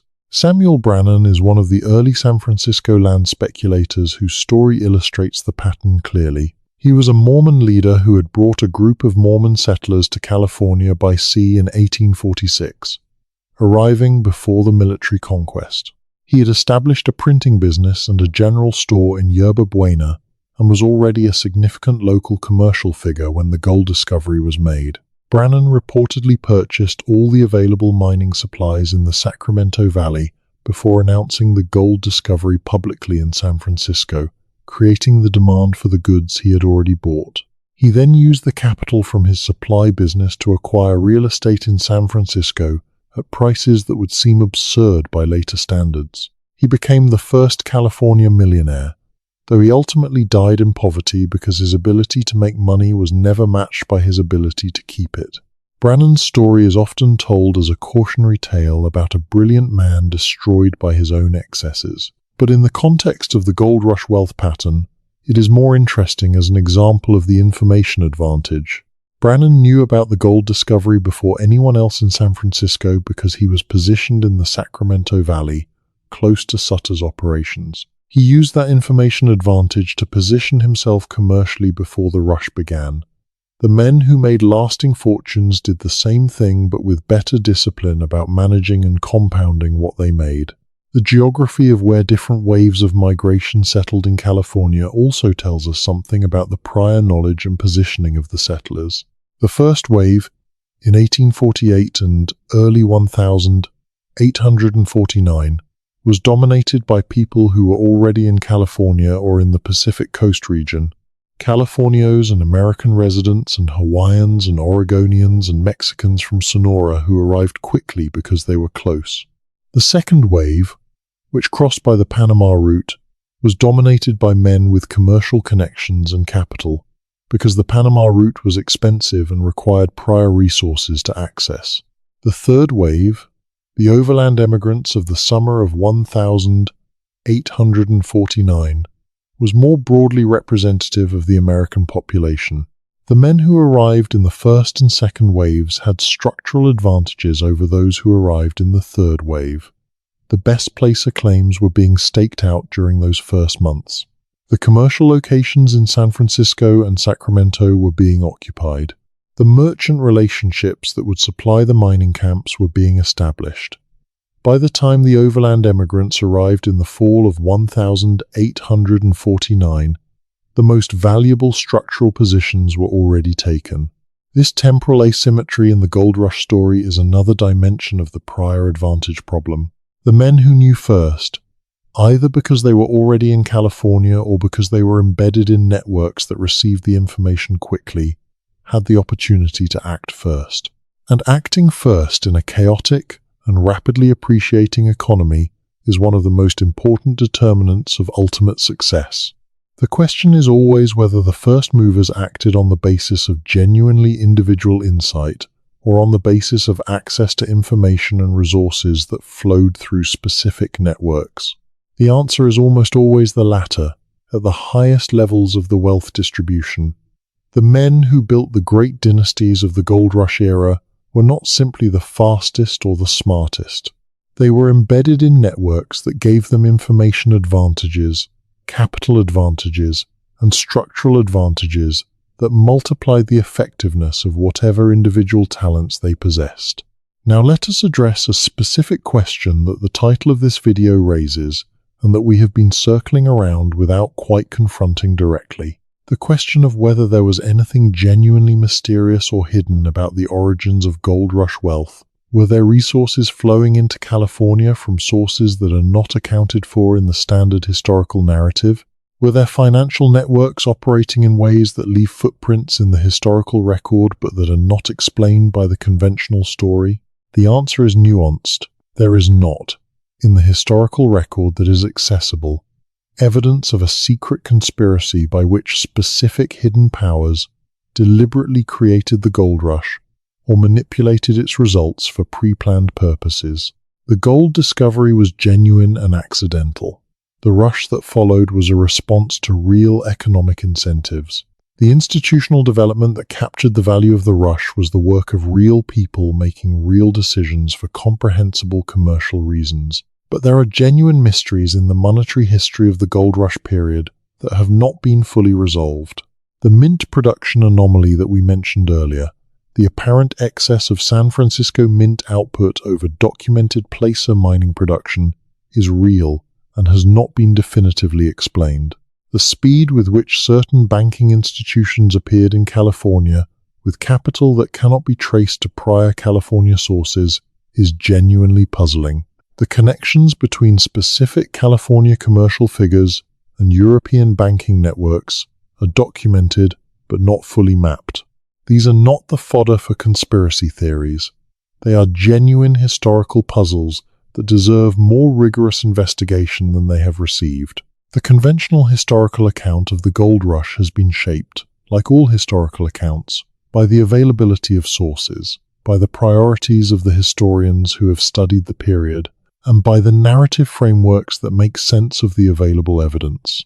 Those frameworks have generally prioritized the story of individual enterprise and American national development at the expense of the structural and financial dimensions of the story. The financial history of the gold rush period is genuinely under-researched relative to the social and political history. The banking records, the shipping manifests, the mint production logs, the land transfer records, All of these contain information that would illuminate the questions we have been asking about the origins of capital and the distribution of value. Some of this material has been examined by economic historians working on specific narrow questions. Very little of it has been synthesized into a comprehensive account of the financial dynamics of the gold rush. There is also a body of historical evidence about the gold rush period that is located in European archives rather than American ones. The records of the London banking houses that had California connections in the 1850s and 1860s have not, to the best of my knowledge, been systematically examined in relation to the California financial history. The records of the major European trading companies that operated in the Pacific in the same period are another underexplored source. The diplomatic correspondence between the American consular offices in the Pacific trading ports and the State Department contains information about the commercial networks of the period that has not been fully integrated into the gold rush narrative. This is not to suggest that the missing puzzle pieces, if found, would reveal a dramatic hidden history that overturns the conventional account. It is to suggest that the conventional account is incomplete in ways that go beyond the normal incompleteness of any historical narrative. The financial foundations of the gold rush era wealth are genuinely obscure in ways that merit serious investigation. Let us now turn to one of the most important long-term consequences of the gold rush wealth concentration: its relationship to the political economy of the Civil War and Reconstruction. Because the California wealth that was built in the 1850s and 1860s had profound effects on the national political dynamics of that period, effects that are rarely examined in connection with the California story. California's role in the Civil War is usually treated as peripheral. The state stayed in the Union, which was important strategically, and it supplied gold to the Union Treasury, which was important financially. But the deeper relationship between California commercial interests and the Republican Party economic program of the Civil War era is less examined. The Big Four's railroad empire was made possible by the Pacific Railway Act, which was a Republican program passed in the specific political context of the Civil War. The California banking networks that financed the Comstock Lode had connections to the Eastern Republican financial networks that were financing the Union war effort. The political economy of the wartime Republican Party, which combined support for protective tariffs, federal land grants to railroads, a national banking system, and hard money, was precisely the political economy that served the interests of the California commercial networks. Leland Stanford, as we have noted, was one of the leaders of California Republican politics before he was a railroad baron. The connection between his political career and his commercial interests was not incidental. The California Republican Party, in the 1860s and 1870s, was substantially the political instrument of the major commercial networks of the state. It was the vehicle through which those networks shaped the federal policy environment in ways that served their interests. The railroad land grants, the banking legislation, the tariff structure, the monetary policy, all of these were shaped by a political coalition in which the California commercial networks were important actors. This is not a California-specific story.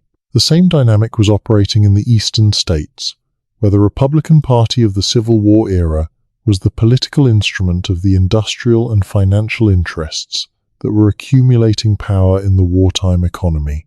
What is interesting about the California dimension is that it connects the Pacific Coast commercial networks to the national political economy in ways that are rarely traced in the historiography. The Civil War and its aftermath also created conditions that affected the California commercial networks in specific ways. The greenback currency that the Lincoln administration issued to finance the war was not convertible to gold at the official rate. This created a premium market for gold, and California gold was the primary source of domestic gold supply. Men who controlled California gold production and California banking were in a position to profit from the greenback premium.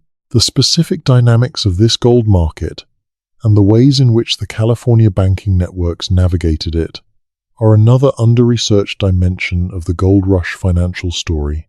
The Reconstruction period, which followed the Civil War, saw further consolidation of the institutional structures that the gold rush had built.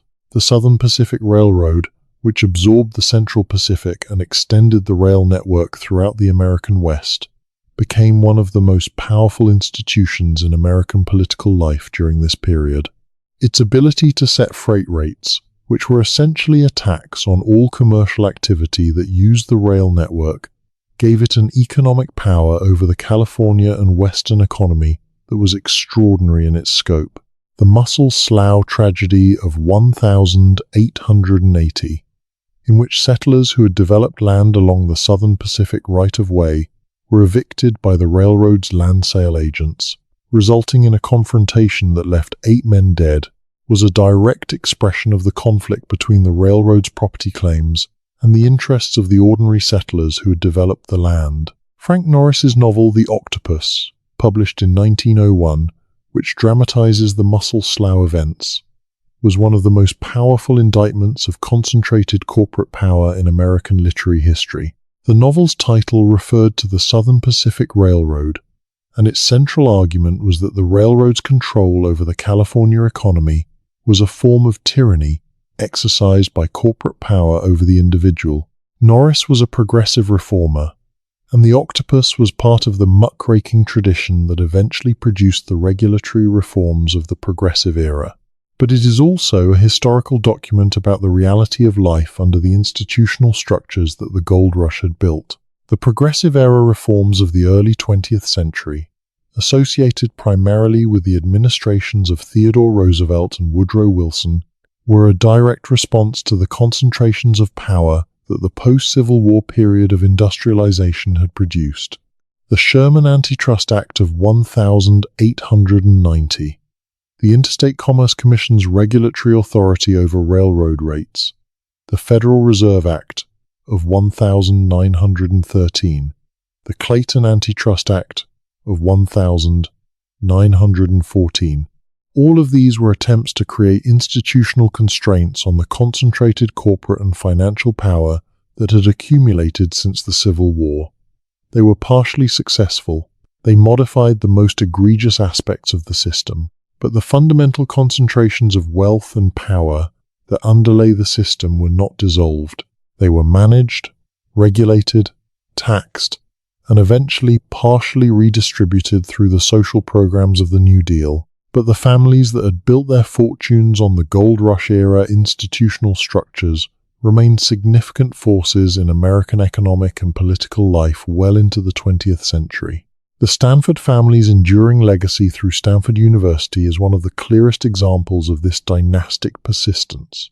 The university, founded by Leland Stanford in 1891, became one of the leading research universities in the world. In the second half of the 20th century, it became the institutional center of the technology industry that grew up in the surrounding Silicon Valley. The Hewlett-Packard Company, which is often identified as the founding enterprise of Silicon Valley, was founded by 2 Stanford graduates in a Palo Alto garage in 1939. Apple, Google, Sun Microsystems, Cisco, hundreds of technology companies trace their institutional origins to Stanford University, and Stanford University traces its institutional origins to the fortune built by Leland Stanford through his control of the Central Pacific Railroad, which was itself built with the federal land grants and bond guarantees of the Pacific Railway Act, which was made possible by the political network that Stanford had built as a California Republican politician. The line from the gold rush to Silicon Valley is not straight. There are decades of institutional evolution between them, and the technology industry is in many ways a genuinely new phenomenon. But the institutional infrastructure within which Silicon Valley developed, the great research university with connections to the venture capital networks of the San Francisco Bay Area, has its roots in the gold rush era wealth concentration. The venture capital industry of Silicon Valley, which funds technology startups through a combination of financial capital and network connections, that is structurally analogous to what the California banking networks did in the gold rush era, is in some ways the contemporary expression of a pattern that goes back to 1849. This is speculative, And I want to be clear that the connection is institutional and structural, rather than biographical. The venture capitalists of Sand Hill Road are not the literal descendants of the Big Four, though some of the old San Francisco family networks have maintained financial influence into the present era. The connection is about the institutional structures, about the way in which prior capital and prior networks and structural position in the systems through which value flows have continued to determine the distribution of the gains from new economic opportunities in the same region where the gold rush played out. Now, let us go back and address a dimension of the story that we have mentioned, but not examined in sufficient detail: the role of the Mormon community in the early California economy, and the ways in which religious and ethnic community networks functioned as vehicles for commercial advantage in the gold rush period. The Mormon community presents a particularly interesting case because it was a highly organized, internally cohesive social network that was in California before the gold rush began. Samuel Brannan, whom we have already discussed, brought a group of Mormon settlers to California in 1846, arriving in San Francisco Bay just before the Bear Flag Revolt. The Mormon community that arrived with Brannan was organized, disciplined, and embedded in a network of mutual obligation that gave its members significant commercial advantages in the chaotic early period. But the Mormon community's relationship to the gold rush was complicated by the fact that Brigham Young, the Mormon leader in Utah, instructed his followers not to pursue individual gold mining, which he feared would disrupt the communal economy of the Utah settlement. Many Mormons in California obeyed this instruction and returned to Utah rather than joining the rush.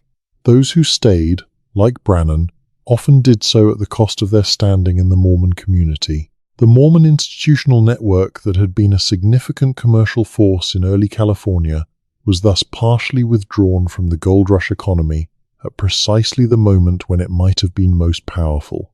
This is a counterfactual that historians have sometimes speculated about. If the Mormon community had remained fully engaged in the California commercial economy, would it have produced major dynastic fortunes comparable to those of the Big Four? The tight internal cohesion, the communal trust, the organizational discipline that characterized the Mormon community would have given it significant advantages in the networked commercial environment of the gold rush. That we do not see a major Mormon commercial dynasty in the California gold rush story is a result of the specific religious and political decisions made by Mormon leadership in the late 1840s and early 1850s. The German Jewish merchant community, which we have already discussed in the context of families like Strauss and Hellman, provides a better example of how a tight-knit ethnic and religious network functioned as a commercial vehicle in the gold rush economy. The merchants from this community who came to California in the early 1850s arrived with established credit relationships in the German Jewish commercial networks of New York and Cincinnati, and through those networks, connections to the major German Jewish banking houses of Frankfurt and Hamburg.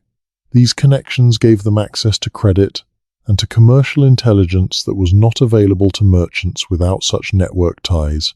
The success of the German Jewish merchant community in the gold rush economy was not simply a result of their individual commercial talents, though those were real. It was a result of the network advantages that their community ties provided. The same pattern has been observed in many other immigrant commercial communities that succeeded in the chaotic environments of American frontier economies. The Chinese merchant community, the Basque merchant community in the Nevada sheep industry, the Japanese farming community in California before the Second World War, all of these were groups that used tight internal networks to create commercial advantages in environments where individual outsiders faced much higher transaction costs and risk. The irony of the gold rush era is that the ethnic and racial discrimination that was imposed on the Chinese miners and workers, the Japanese farmers of a later era, and on many other non-Anglo groups, was not simply about race hatred, though that was real. It was also a competitive strategy by Anglo-American commercial interests to exclude from the market groups whose network advantages might otherwise have given them competitive standing.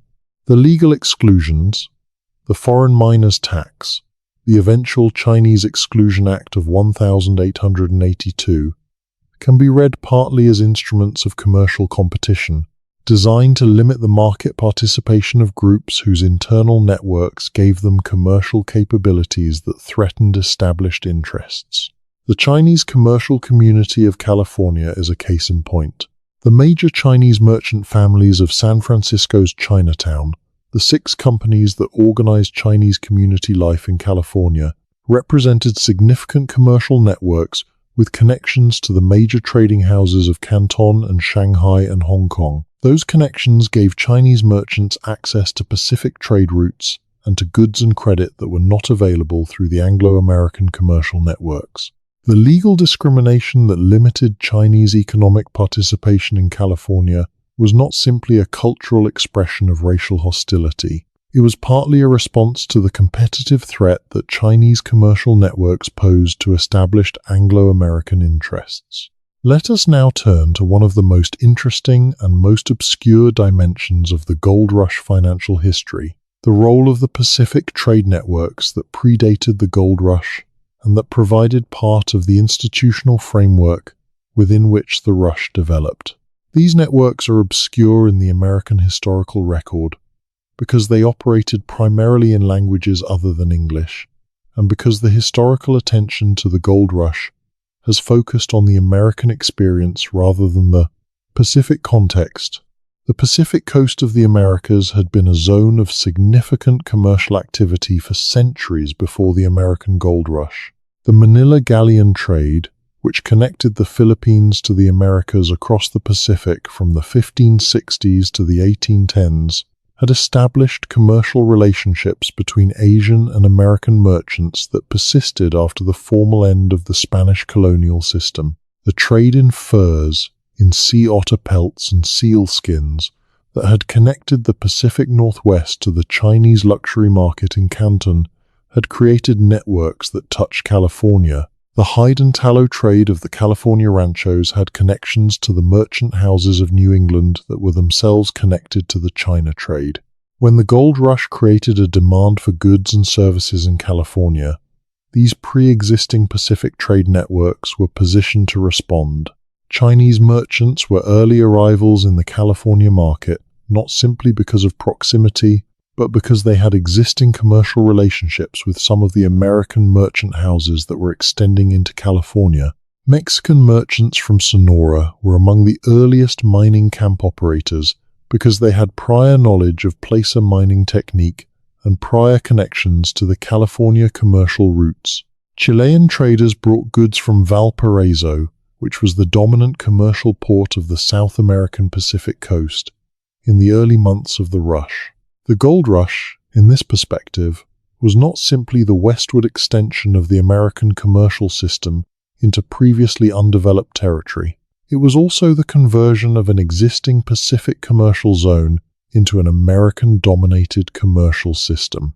The pre-existing commercial networks of the Pacific, Chinese, Mexican, South American, were partly incorporated into and partly displaced by the American institutional structures that the gold rush built. The displacement was never complete. Chinese merchants retained significant commercial roles in the California economy even under the legal restrictions imposed on Chinese workers and craftsmen. But the ultimate organizational and financial control of the California commercial system was captured by Anglo-American interests with connections to Eastern and European capital. Understanding this Pacific dimension of the gold rush helps to explain one of the most puzzling aspects of the early California commercial history. The speed with which San Francisco developed a sophisticated, internationally connected commercial system in the first few years of the rush was remarkable even by the standards of boom economies. Cities do not normally develop sophisticated financial and commercial institutions this quickly. The explanation lies partly in the prior existence of Pacific trade networks that provided some of the institutional infrastructure and some of the commercial relationships that were absorbed into the new San Francisco-centered system. The speed of San Francisco's commercial development also reflects the prior positioning of certain commercial actors who were not starting from scratch but extending existing operations. Wells Fargo's California operation was an extension of the American Express Eastern Express system. Pacific Mail's California operation was an extension of an existing Atlantic steamship network. The German Jewish merchant firms arriving from the east were extensions of established commercial networks. These were not new institutions being created in a vacuum. They were extensions of existing institutions into a new and extraordinarily productive environment. Now let us address the question of the indigenous economic systems that existed in California before the gold rush and that were destroyed by it. This is not simply a story about cultural loss and human suffering, though it is certainly that. It is also a story about the destruction of highly sophisticated economic systems that had supported large populations in the California environment for thousands of years. The California environment before the gold rush supported one of the densest pre-agricultural populations anywhere in the Americas, perhaps as many as 300,000 people in what is now the state of California. These populations were not living in a state of primitive subsistence. They were managing complex ecological systems that produced reliable food surpluses. The oak woodland management systems of the foothill peoples, who cultivated and harvested the acorn crops through controlled burning and selective harvesting, was an agricultural system in everything but name.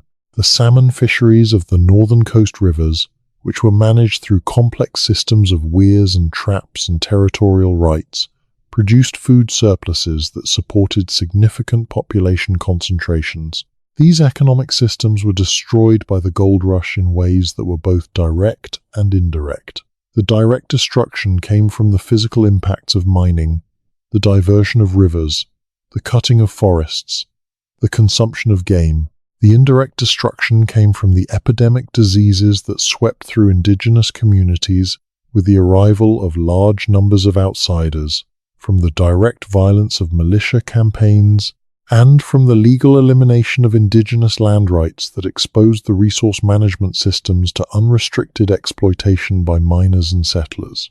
The destruction of these sophisticated indigenous economic systems represents a loss of enormous magnitude, both in human terms and in terms of the ecological knowledge and management systems that were embodied in them. The sophisticated fire management practices that the California indigenous peoples had developed over thousands of years and that had shaped the open park-like landscapes that European visitors had described as park-like and beautiful were abandoned with the destruction of the communities that maintained them. The consequences of that abandonment, in terms of forest management and fire behavior, are still being felt in California in the 21st century. The gold rush dispossession of California's indigenous peoples was not simply a byproduct of the rush.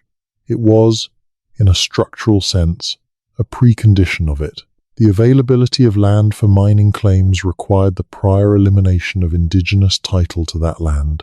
The availability of labor for the most exploitative aspects of the early mining economy required the prior destruction of the economic systems that had given indigenous people autonomy. The value of the California environment, its gold, its agricultural land, its forests, its water, was available for capture by the gold rush commercial networks because the indigenous peoples who had managed that environment for thousands of years had been dispossessed of it through violence and law. This is the darkest dimension of the gold rush story, and the one that the standard mythology most thoroughly avoids. The great American success story of the California Gold Rush was built on the ruins of indigenous California, on the destruction of peoples and cultures and economic systems that had far deeper roots in the California landscape than anything the gold rush created. The dynasties that built their fortunes on California gold were building on a foundation of dispossession that is rarely acknowledged in their official histories. Let us now look forward into the question of what happened to these dynasties in the long run, and what their persistence or dissolution tells us about the nature of dynastic wealth in American capitalism. Because one of the interesting things about the gold rush era fortunes is that they did not all persist with equal success. Some of the great gold rush fortunes dissolved within a generation.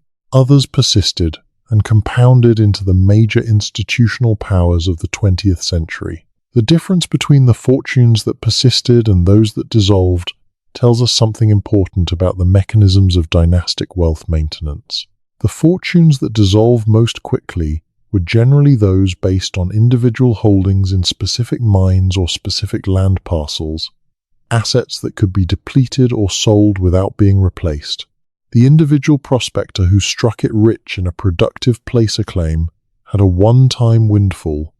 If he spent it rather than investing it in institutions, it disappeared with him. Even among the more sophisticated operators, fortunes built on a single asset, a single mine or a single real estate holding, were vulnerable to the exhaustion of the asset or to adverse legal or market developments. The fortunes that persisted were built on institutions, on banks and railroads and water companies and land companies and law firms and newspapers, institutions that generated ongoing revenue streams and that could be managed across generations. William Sharon's fortune, built through the Bank of California's Comstock operations, was partially dissipated by his son, who lacked his father's commercial acumen. The Crocker fortune, built through the Central Pacific Railroad, survived better because it was institutionalized through the Crocker Bank and through real estate holdings in San Francisco that were managed professionally rather than consumed personally. The Leland Stanford fortune survived best of all because it was institutionalized in the university that bore the family name, which was both a mechanism of dynastic perpetuation and a contribution to a broader social good. The families that managed their Gold Rush-era fortunes most successfully into the 20th century were generally those that made two transitions. The first was from the specific assets of the Gold Rush era, mines, railroad shares, real estate parcels, to more diversified institutional holdings including securities, banking relationships, and professional networks. The second was from active management of those assets by family members to professional management by employees, while the family maintained ownership and governance oversight.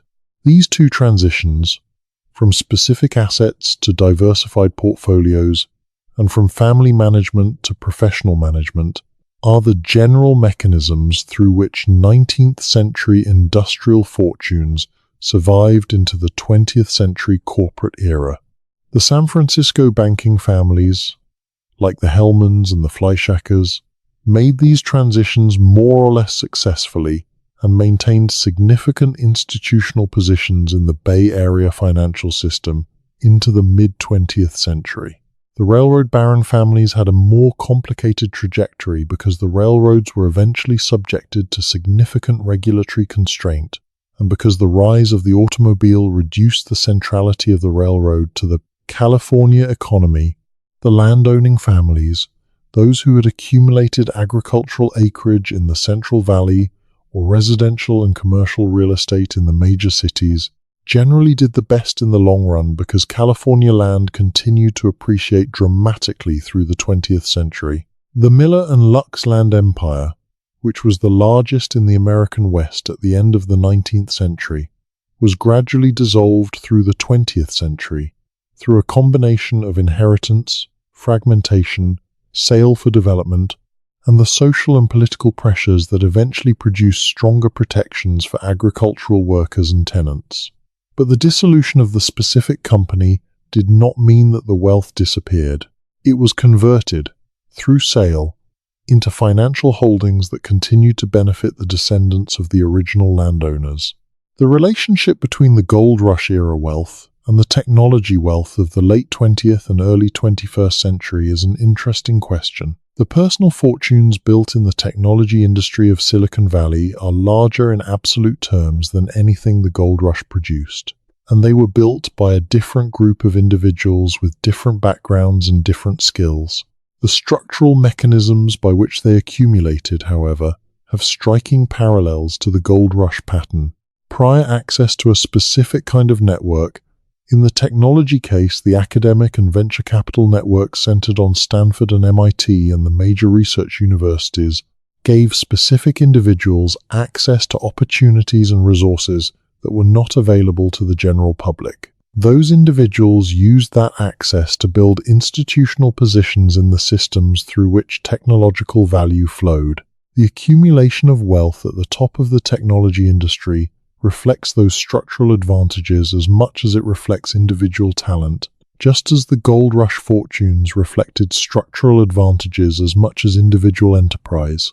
The specific network that gave early technology entrepreneurs their advantages was the academic research university, particularly Stanford, which provided both the intellectual foundation for the technology they developed and the social network through which they accessed the venture capital and commercial partnerships that turned intellectual work into commercial enterprises.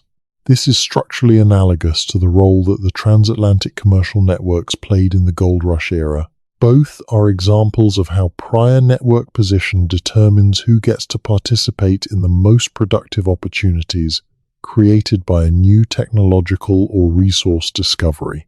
Let us now turn to the question of what it means, historiographically, that these questions about the gold rush have been so underexplored. Why has the financial history of the gold rush received so much less attention than its social and cultural history?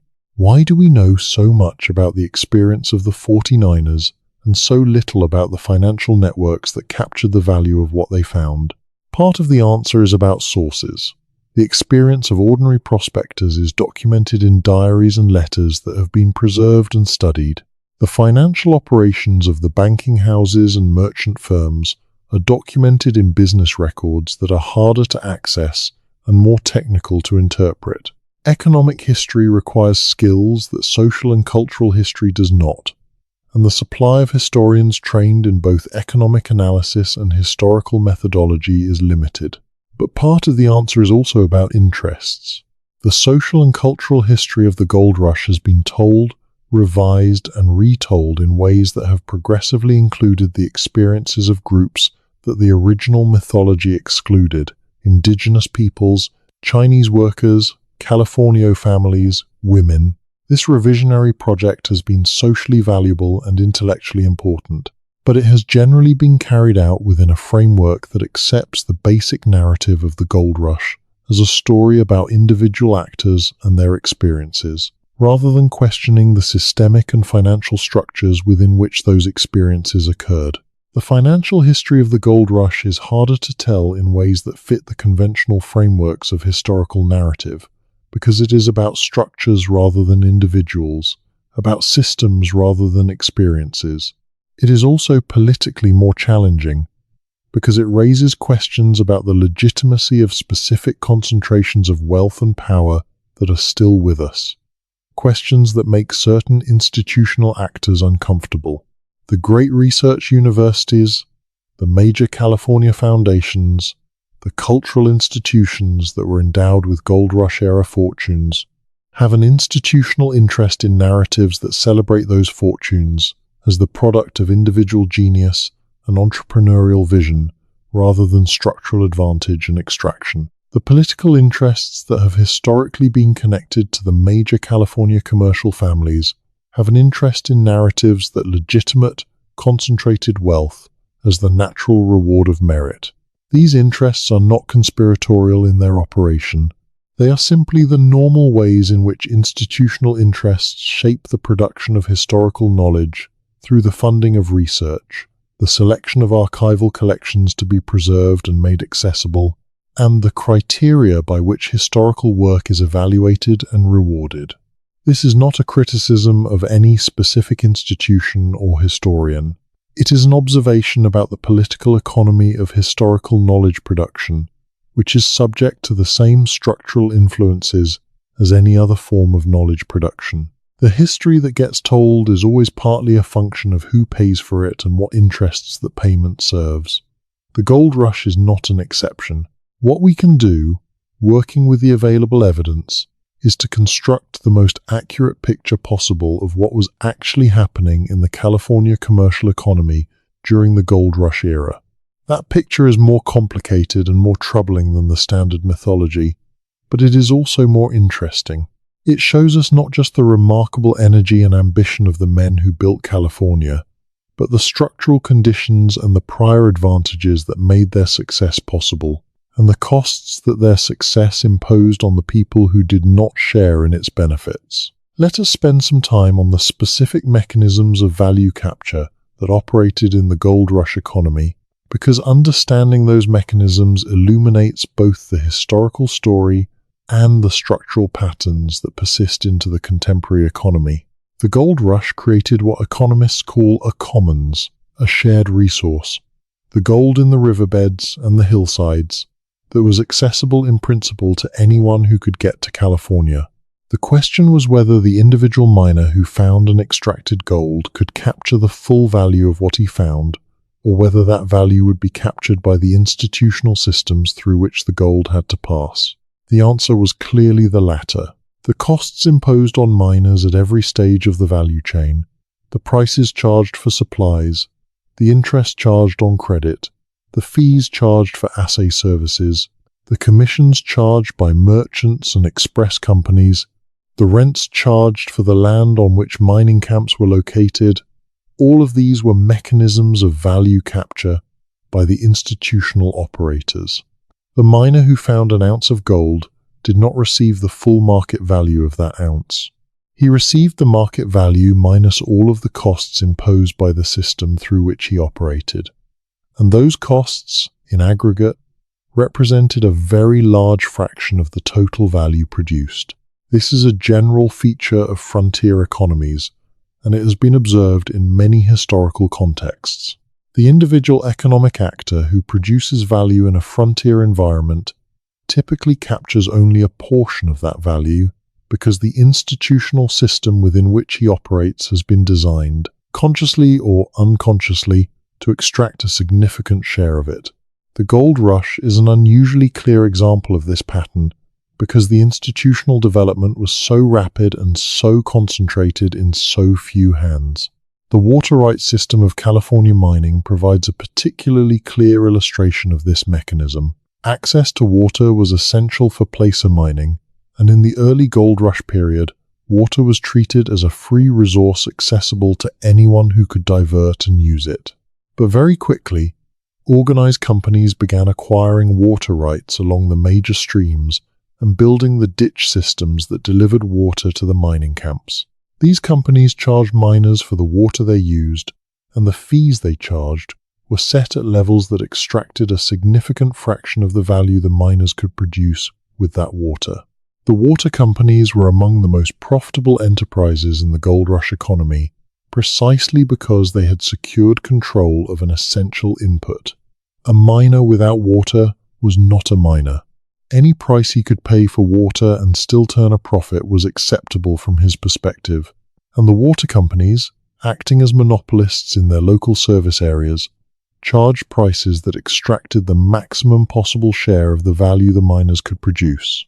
This is the textbook definition of monopoly rent, and it was operating throughout the gold rush economy in ways that transferred value from miners to the institutional operators who controlled essential inputs. The same mechanism operated in the transport sector. Goods moved from San Francisco to the mining camps through a chain of merchants, freighters, and express companies, each of which imposed costs that reduced the net value received by the miner who ultimately paid for the goods. The prices of goods in the mining camps were many times higher than their prices in San Francisco, and the difference represented the costs and profits of the transport chain. Those costs were not pure waste from an economic perspective. They reflected real costs of distance and difficulty in the early California infrastructure, but they also reflected monopoly power in specific transport routes and monopoly control over specific supply relationships that allowed operators to charge prices above the true cost of service. The mining equipment business similarly created opportunities for monopoly rent. Certain specialized tools, hydraulic mining equipment, stamps for crushing hard rock ore, the mercury needed for amalgamation, could only be obtained from specific suppliers who had established themselves in those markets early and who had pricing power because miners could not easily substitute alternative suppliers.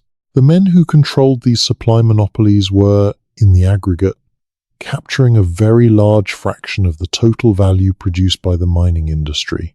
This picture of systematic value extraction from miners by institutional operators is not the standard picture of the gold rush economy. The standard picture is of a competitive market in which prices were driven down by competition among suppliers. That is partly true.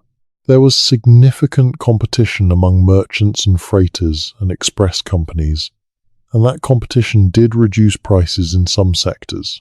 But in sectors where control of specific resources or routes gave operators monopoly or oligopoly power, competitive pressure was limited and prices remained high enough to extract substantial rents.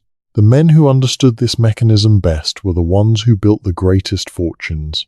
William Sharon's strategy in the Comstock was explicitly about controlling essential inputs: the mills that processed the ore, the water that supplied the mills, the railroad that provided the only affordable transport. Once he controlled all three of those inputs, he had pricing power over every mining operation in the district. The mining companies had no choice but to use his mill at his price, his water at his price, his railroad at his price. The profits generated by that control were the basis of the Sharon fortune. This is the logic of vertical integration applied to a mining economy.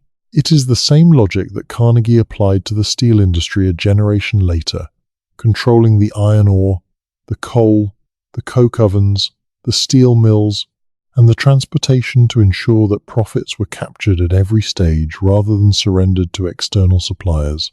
The gold rush preceded the great age of vertical integration in American industry, but it prefigured it.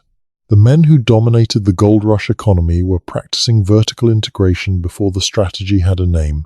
Let us come now to the question of memory and mythology. The way in which the gold rush story has been told and retold in American culture, and what that telling reveals about the relationship between historical memory and the interests of those who control it. The mythology of the gold rush, the story of brave individuals crossing a continent to seek their fortune in the wilderness, is one of the most powerful elements of American national mythology. It is taught in schools, celebrated in museums, dramatized in films and television, and invoked in political rhetoric as an example of the American spirit of enterprise and individual initiative. This mythology is not simply false. There were real individuals who crossed real continents and found real gold and built real lives. The energy and ambition and physical courage of the 49ers were genuine, and they deserve to be celebrated. But the mythology is also functional. It serves specific interests by providing a narrative framework in which concentrated wealth appears to be the natural result of superior individual achievement. In the mythology, the men who built the great California fortunes were simply the most talented and most energetic of the many who tried. Their success was their own creation, and their wealth was their due. The structural context, the prior capital, the prior networks, the political connections, the systematic value extraction from indigenous peoples and Chinese workers and ordinary miners, is invisible in the mythology. This invisibility is not accidental. The people who control the production of cultural mythology, the publishers and editors and filmmakers and educators, are embedded in the same institutional networks that were built by the Gold Rush era fortunes. The major California cultural institutions, the universities and museums and foundations, were endowed by Gold Rush era wealth. The major California newspapers and media companies had roots in the commercial networks of the same era. The mythological production of California and American history has been shaped, in subtle and not so subtle ways, by the interests of those who control the institutional apparatus through which that mythology is produced. This is not a claim that the mythology was deliberately designed by specific individuals to obscure specific facts. It is a claim about the structural relationship between the production of historical narrative and the institutional interests of those who control the resources that historical narrative production requires. Just as the concentration of gold rush wealth shaped the political and regulatory environment of California in the late 19th century, it shaped the cultural environment, the mythology, the historical memory, in ways that continued to serve the interests of concentrated wealth into the 20th century. The revisionary historical scholarship of the past several decades, which has recovered the experiences of indigenous peoples and Chinese workers and California families and women in the gold rush era has been a significant step toward a more complete and accurate account. But this revisionary scholarship has generally been carried out at the level of social experience rather than financial structure. It has told us more about who suffered and who was excluded than about the specific financial mechanisms through which value was extracted and concentrated. Those mechanisms remain less thoroughly examined, partly because they are harder to study and partly because they are more politically challenging. The question that this video has been building toward is ultimately simple. If you wanted to understand where American dynastic wealth came from, would the gold rush be a good place to look? And the answer is yes, clearly yes. Not because the gold rush was the only source of American dynastic wealth. The Eastern industrial fortunes were built through different mechanisms in different places, but because the California case is unusually clear and unusually compressed, the same processes that took generations to play out in the Eastern industrial economy happened in California in a decade. The mechanisms of prior capital, network advantage, structural position, political connection, and systematic value extraction were all operating simultaneously and visibly in a way that makes them easier to trace.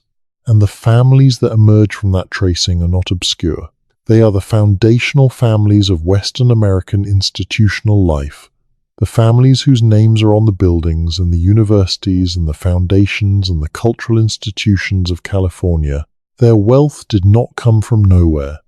It came from the specific mechanisms we have been describing throughout this video, from prior capital and prior networks, from structural positions in the systems through which gold rush value flowed, from political connections that directed public wealth toward private interests, from the systematic dispossession of indigenous peoples and the exploitation of Chinese and Mexican labor, and from the operations of an international financial system that connected California to the capital networks of the Atlantic world in ways that allowed the greatest concentrations of value to be captured by the smallest number of institutional actors.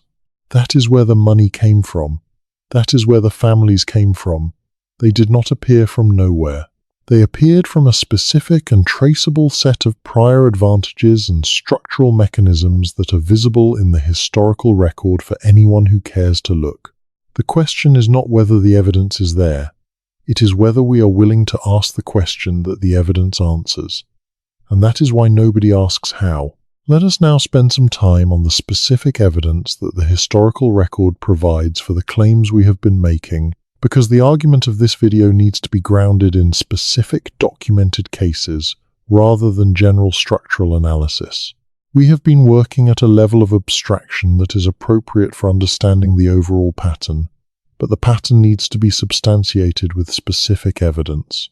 The Bank of California's role in the Comstock Lode is one of the best documented cases of institutional value extraction in the gold rush era. The bank's records, to the extent that they are accessible, show a pattern of lending at high rates to mining operations that were already productive but financially extended, then foreclosing when commodity prices or operational difficulties prevented repayment, and acquiring control of assets that had much higher value than the outstanding debt. This was not illegal. It was the standard operation of secured lending in a high-risk environment. But the effect was to transfer control of the most productive mining assets from their original developers to the bank's principals. The railroad land grant records are another specific evidentiary resource.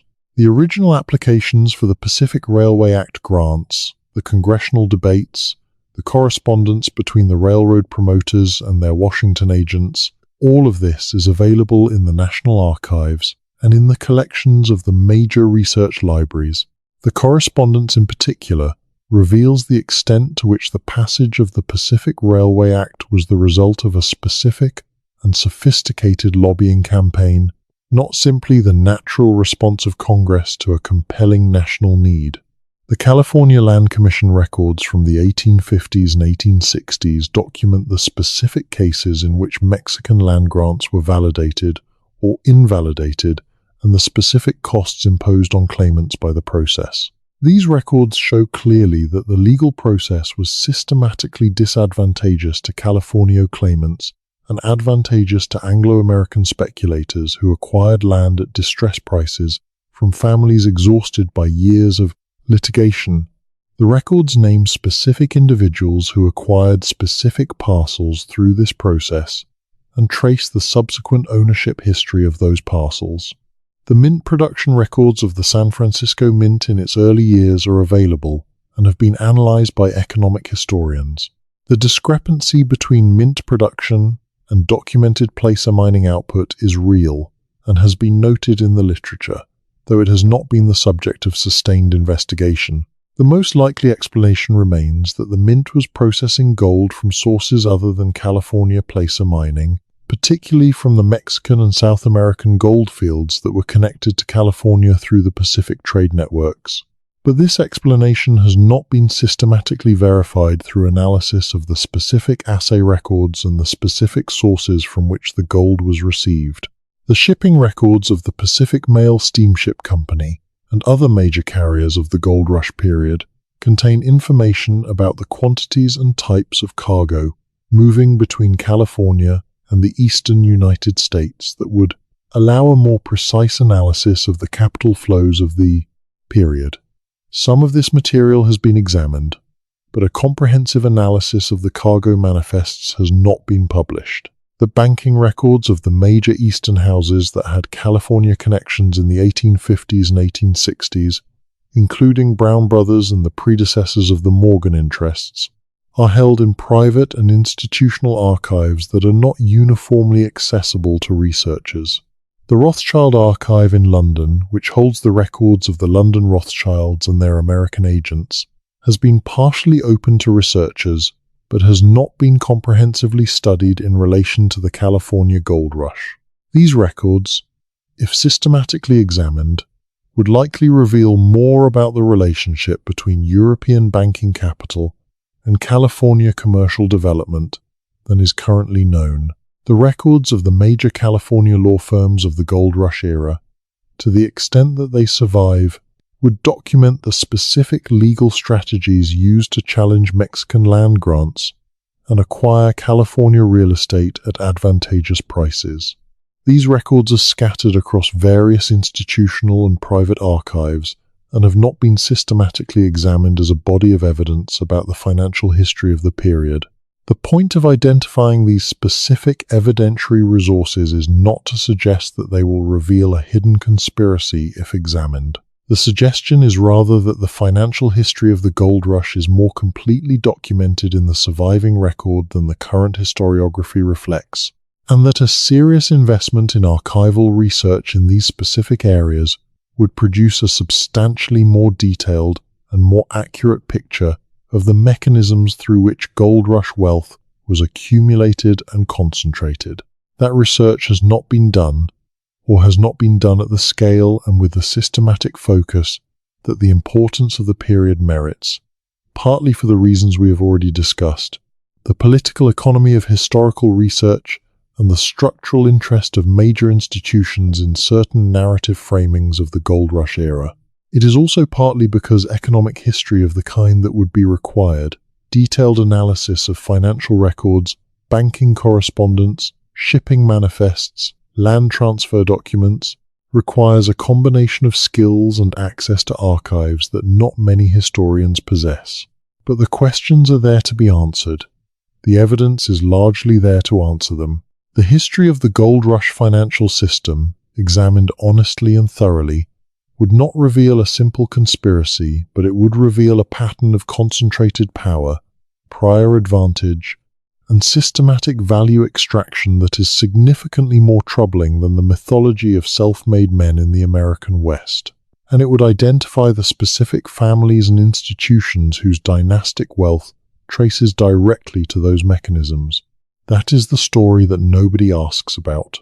That is the mystery that hides in plain sight in the historical record of the most celebrated event in American commercial history. The families appeared from somewhere. The capital came from somewhere. The connections existed before the rush began. And the question of where exactly, and through what specific mechanisms, is one of the most important unanswered questions in American economic history. Let us go even further back than the gold rush itself, back to the specific events that created the conditions for it, and ask whether those events were as random and unplanned as the standard narrative suggests. Because the discovery at Sutter's Mill in January of 1848 is one piece of a longer story, and the pieces that precede it have their own interesting contours. The Mexican-American War of 1846 to 1848 is presented in the standard American account as a conflict driven by manifest destiny, by the political will to extend American territory to the Pacific, by the specific provocations of the Texas annexation and the disputed Rio Grande boundary. All of that is true as a description of the political rhetoric of the period. But the war also had a commercial dimension that is less often examined.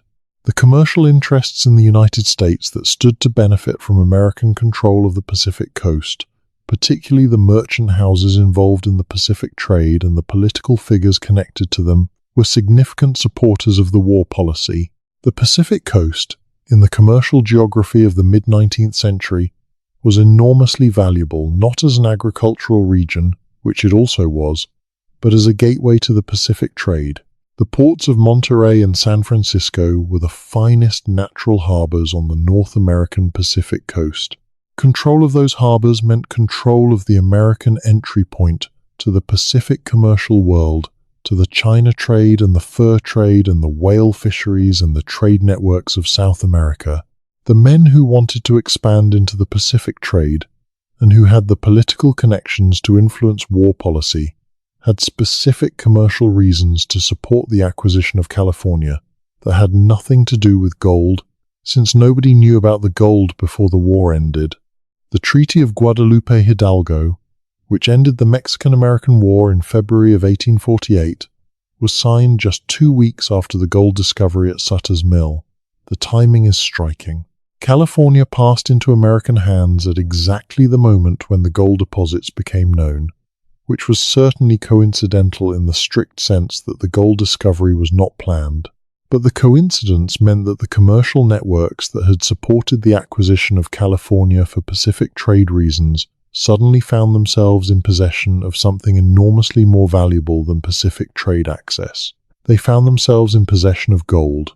The men who were positioned to benefit most from the gold were not the same as those who had most actively sought the California acquisition. The commercial networks that had wanted California for Pacific trade access were coastal merchants and shipping interests.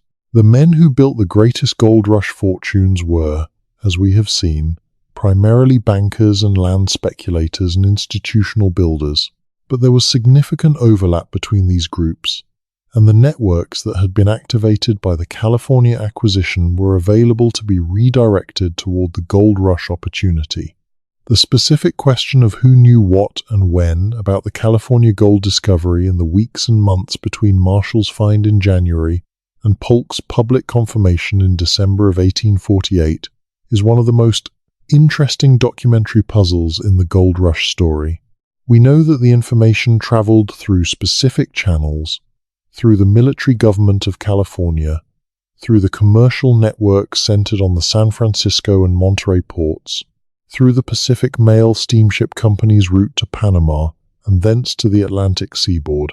We know that commercial decisions, specifically the loading of ships with mining supplies for California, were made in advance of the official public announcement. What we do not know with precision is how many people in the Eastern commercial networks knew about the discovery before the public announcement and used that knowledge to make commercial decisions.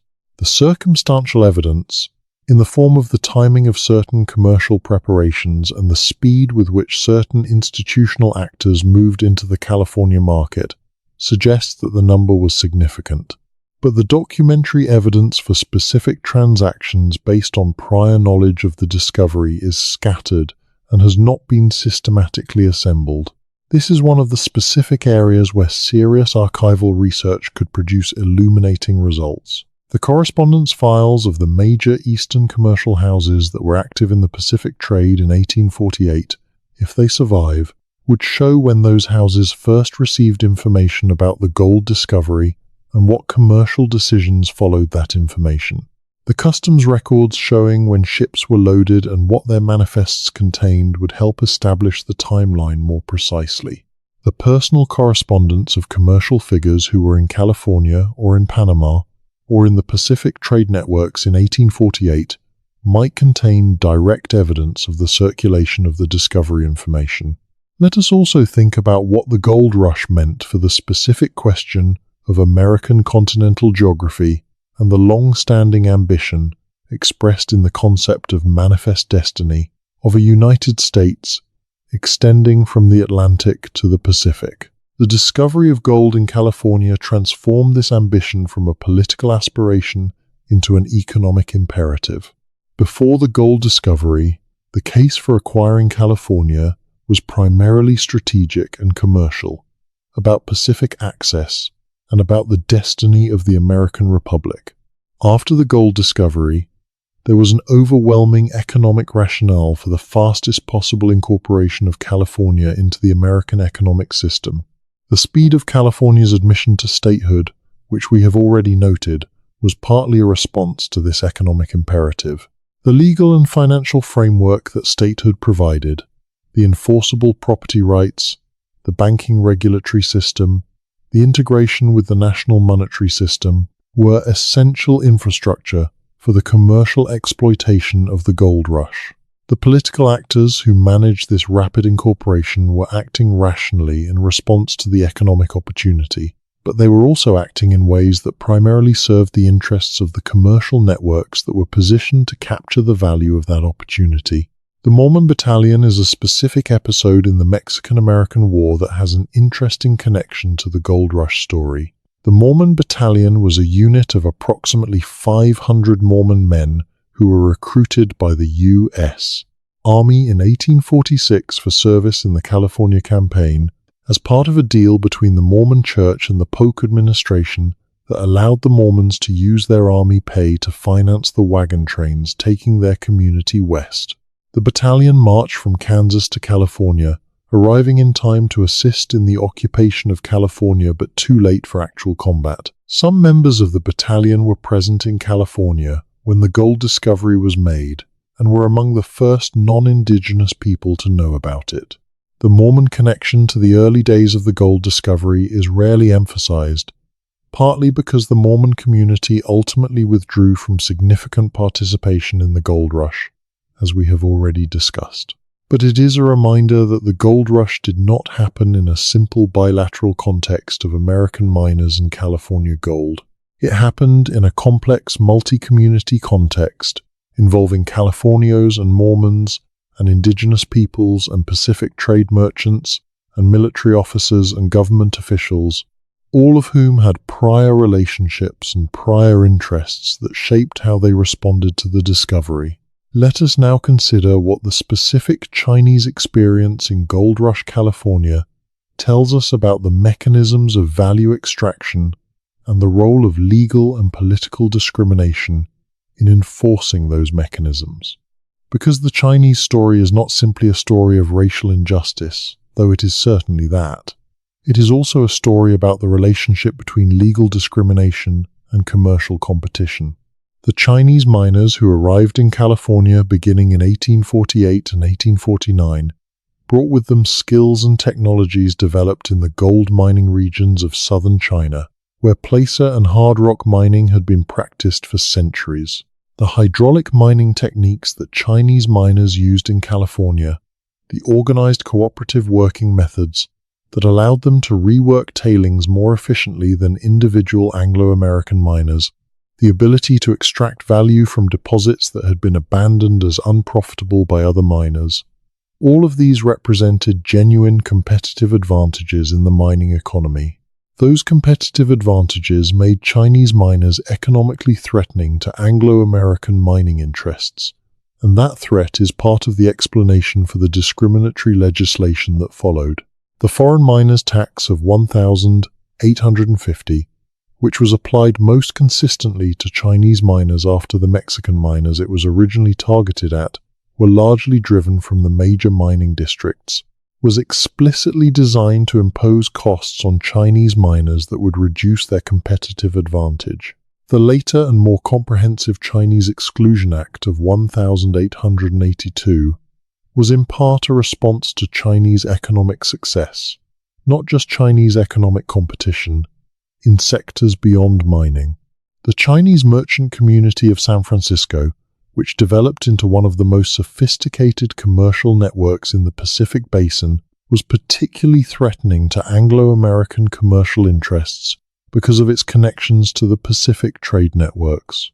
Chinese merchants had relationships with houses in Canton and Shanghai and Hong Kong that gave them access to trade routes and to goods that were not available through the established Anglo-American commercial channels. The legal discrimination that was imposed on Chinese commercial activity in California, the restrictions on business licenses, the limitations on property ownership, the periodic anti-Chinese violence that had the effect of limiting Chinese commercial presence in certain sectors, can be understood partly as instruments of commercial competition designed to limit the competitive threat posed by Chinese commercial networks. This reading does not excuse or explain away the racial hatred that was also clearly present in the anti-Chinese movement.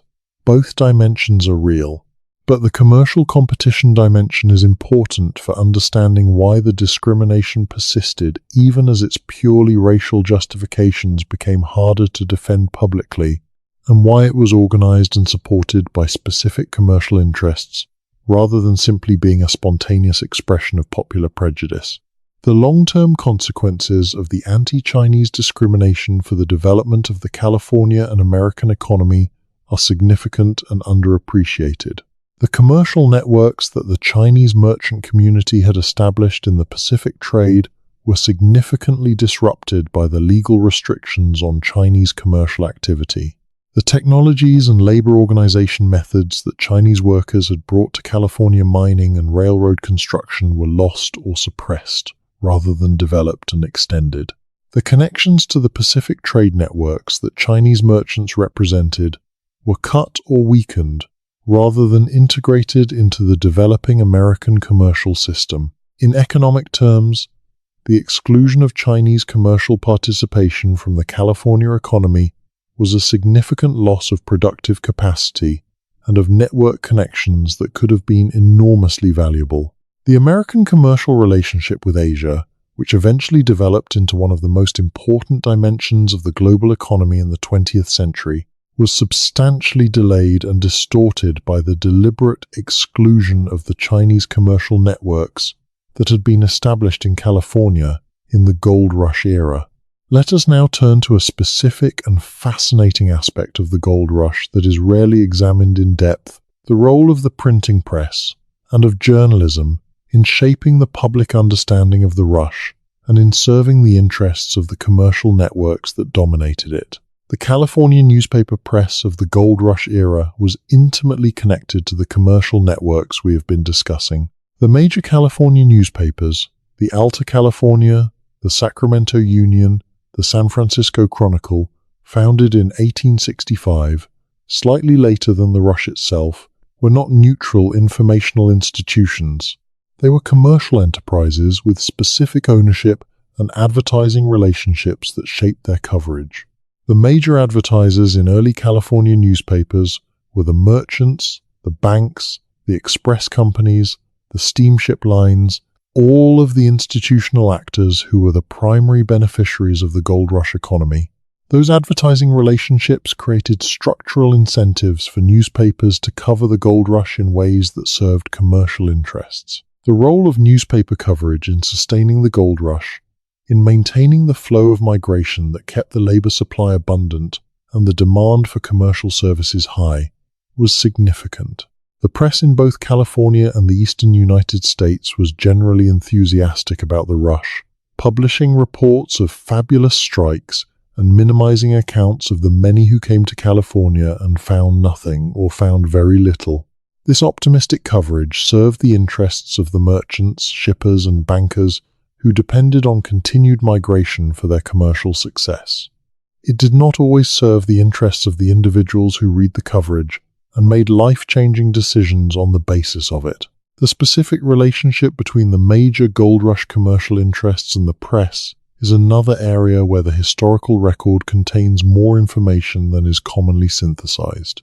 The ownership histories of the major California newspapers, the advertising records to the extent that they survive, the correspondence between newspaper editors and commercial figures, all of this would illuminate the specific ways in which the Gold Rush press served commercial interests in the construction of the mythology that made those interests possible. James King of William, the editor of the San Francisco Bulletin, who was shot and killed in 1856 by a political rival, was one of the few Gold Rush-era journalists who consistently challenged the major commercial interests and their political connections. His assassination precipitated the formation of the Second San Francisco Vigilance Committee, a self-styled law enforcement organization that in fact represented the interests of the commercial establishment against the political machine associated with labor and immigrant interests. The Vigilance Committee episode is often romanticized in California history as an expression of civic virtue against corruption. It was also an instrument of the commercial establishment's control over the political environment of San Francisco, one of the clearest examples of how Gold Rush-era wealth expressed itself politically. The Sacramento Union, which was the dominant newspaper of the Central Valley in the early Gold Rush period, had direct connections to the Central Pacific Railroad and to the Sacramento commercial interests that the railroad served. Mark Twain worked for Nevada newspapers connected to the Comstock mining interests.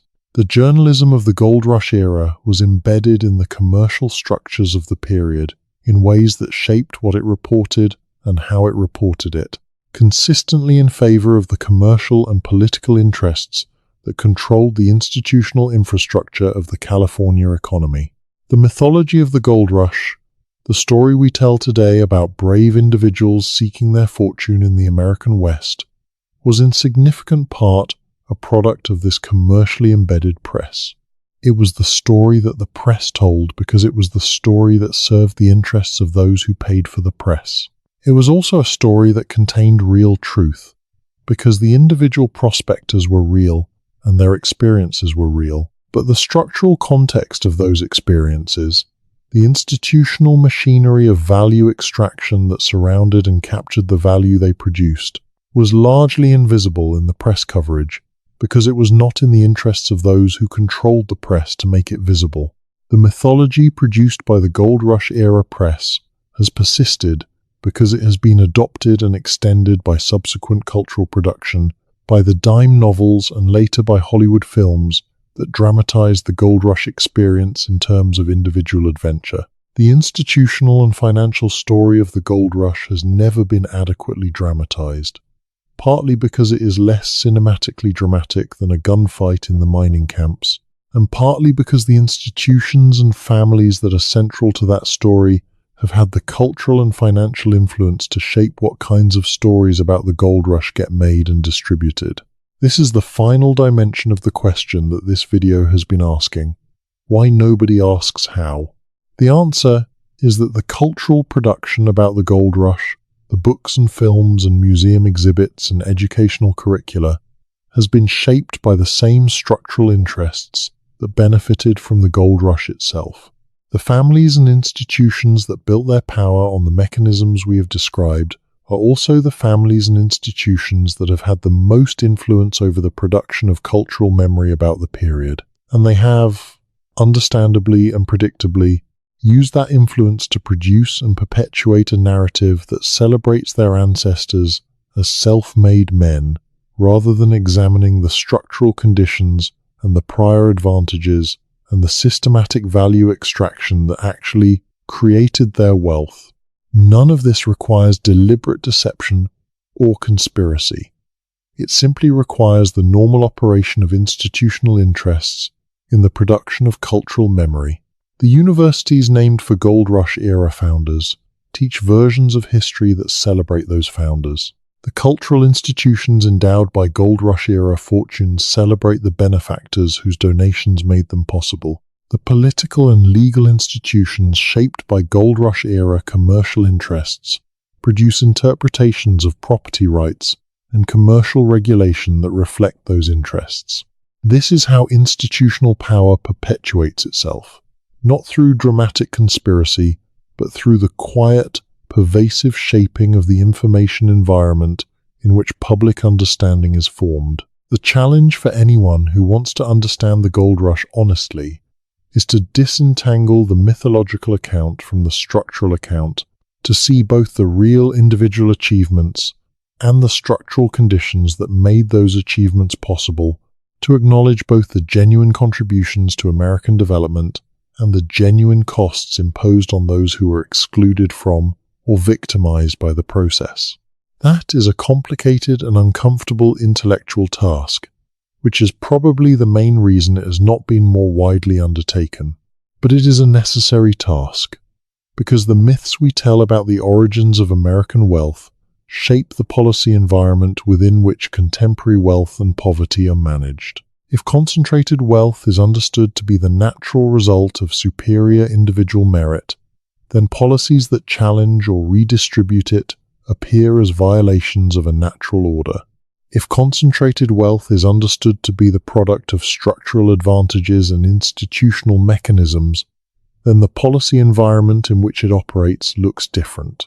The historical record of the gold rush, honestly examined, supports the structural rather than the mythological understanding, and that is why the question of where the gold rush families actually came from is not merely a historical curiosity. It is a question with direct political implications for how we understand the distribution of wealth and power in America today. Now, let us bring together the threads we have been developing throughout this video and think about what they add up to. We have traced the origins of gold rush wealth through multiple layers, through the prior capital of Eastern commercial networks, through the international banking connections of London and the transatlantic financial system, through the information advantages that prior network position provided, through the political connections that directed public wealth toward private interests, through the legal mechanisms of dispossession that cleared the way for Anglo-American commercial expansion, through the systematic value extraction from the labor of Chinese and Mexican workers and ordinary prospectors. We have identified specific families and specific institutions whose wealth can be traced through these mechanisms. The Big Four of the Central Pacific Railroad, the Bank of California network, the major San Francisco merchant firms, the great agricultural land empires of the Central Valley, the water and timber companies that controlled essential natural resources. We have traced the connections between these California institutions and the Eastern and European financial networks that provided their initial capital and their ongoing commercial relationships. And we have argued that the persistence of these concentrations of wealth into the 20th century and beyond was the result of deliberate institutional strategies, the building of universities and cultural institutions, the management of political relationships, the professional management of financial portfolios that maintained the advantages of the original gold rush era accumulation across generations. We have also identified the specific ways in which the mythological account of the gold rush obscures this structural reality. The mythology of individual enterprise, of self-made men who rose from nothing through talent and grit, is not simply false, but it is systematically incomplete in ways that serve the interests of those whose wealth is being celebrated. The omissions in the mythology are specific and structural, not random. The prior capital and prior networks are invisible. The political connections and the federal subsidies are minimized. The dispossession of indigenous peoples and the exploitation of Chinese and Mexican labor are peripheral rather than foundational. The mechanisms of value extraction from ordinary miners and workers are simply absent. A more complete account would include all of these elements. It would tell the story of the gold rush as a story about the extension of prior capital networks into a new productive environment, about the systematic capture of the value of that environment by institutional actors with prior advantages, about the costs imposed on the people who provided the labor and the land and who were excluded from the benefits. It would name the specific mechanisms: the foreign miners' tax, the California Land Act, the federal land grants, the railroad monopoly, the water rights systems, through which value was transferred from the many to the few, and it would trace the dynasties that resulted from those mechanisms into the present, showing the specific institutional connections between the Gold Rush era accumulations and the contemporary distributions of wealth and power in California and in the United States. This is not a comfortable story. It does not fit the mythology of American exceptionalism and individual enterprise. It implicates specific institutions and specific families whose names are on the buildings of the major universities and cultural centers of California. It requires confronting the reality that much of what we celebrate as American achievement was built on mechanisms of extraction and dispossession that we would not, in retrospect, endorse. But it is the accurate story, and the accurate story is ultimately more interesting and more instructive than the mythology. It shows us how economies actually work, how wealth is actually accumulated, how institutional power is actually built and maintained across generations. It shows us the gap between the mythology of meritocracy and the reality of structural advantage, and it identifies the specific mechanisms through which that gap is maintained and the specific interests that are served by maintaining it. The Gold Rush families did not appear from nowhere.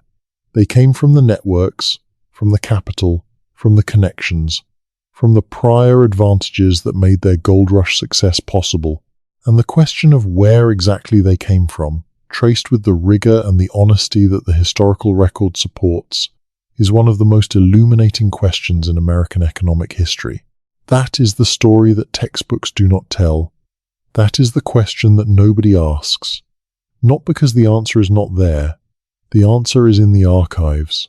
It is in the shipping manifests and the bank ledgers and the land grant files and the congressional correspondence and the mint production records and the corporate charters and the court decisions that shaped the California commercial economy of the 1850s and 1860s. The answer has been waiting in those records for anyone who cares to look.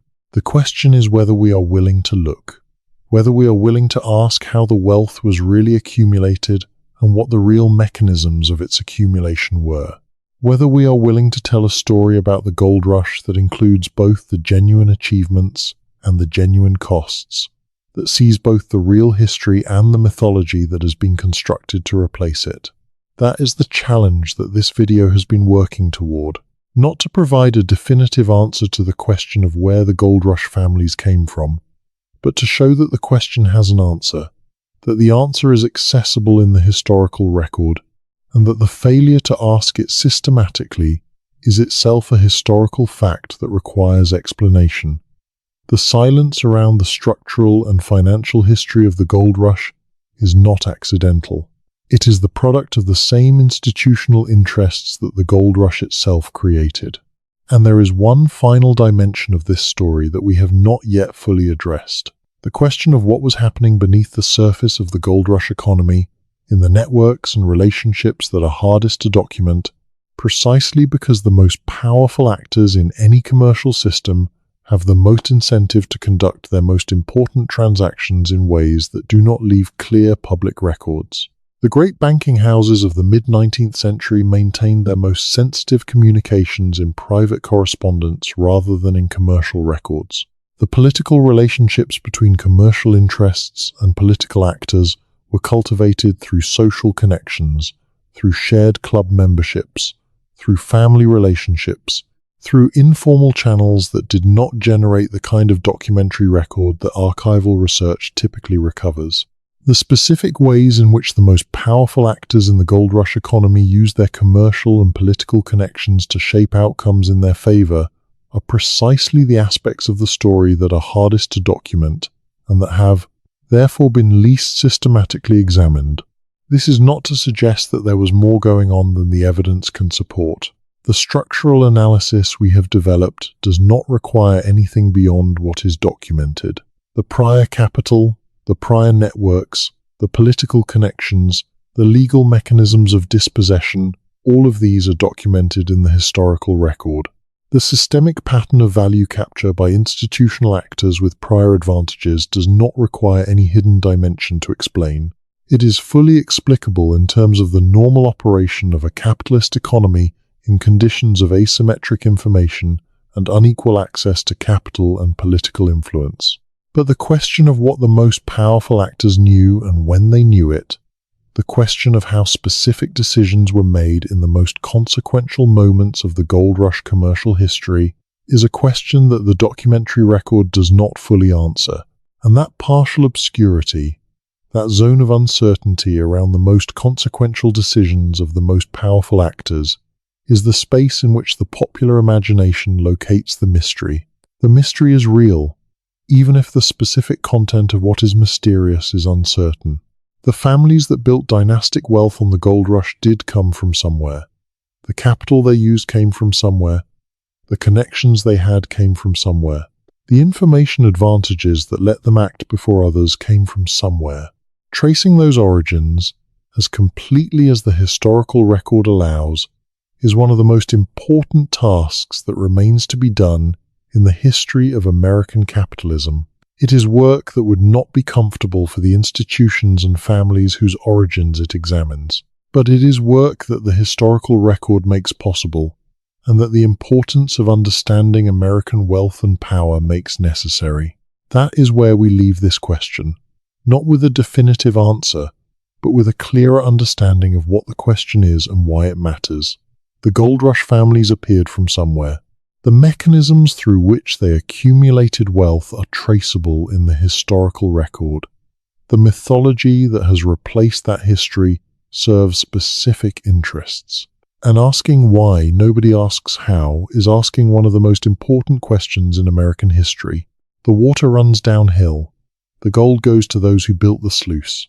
And the question of who built the sluice, and where they got the lumber, and who owned the land the sluice sat on, is the question that the mythology never answers. Because answering it honestly would require telling a different story about America, about who built it, and how, and at whose expense. A story that is more accurate and more uncomfortable, and ultimately more useful than the one we have been telling ourselves. The California that emerged from the gold rush was not the democracy of individual enterprise that the mythology describes. It was an oligarchy of institutional power, built on prior capital and prior networks, and the systematic capture of the public's wealth through political relationships and legal mechanisms.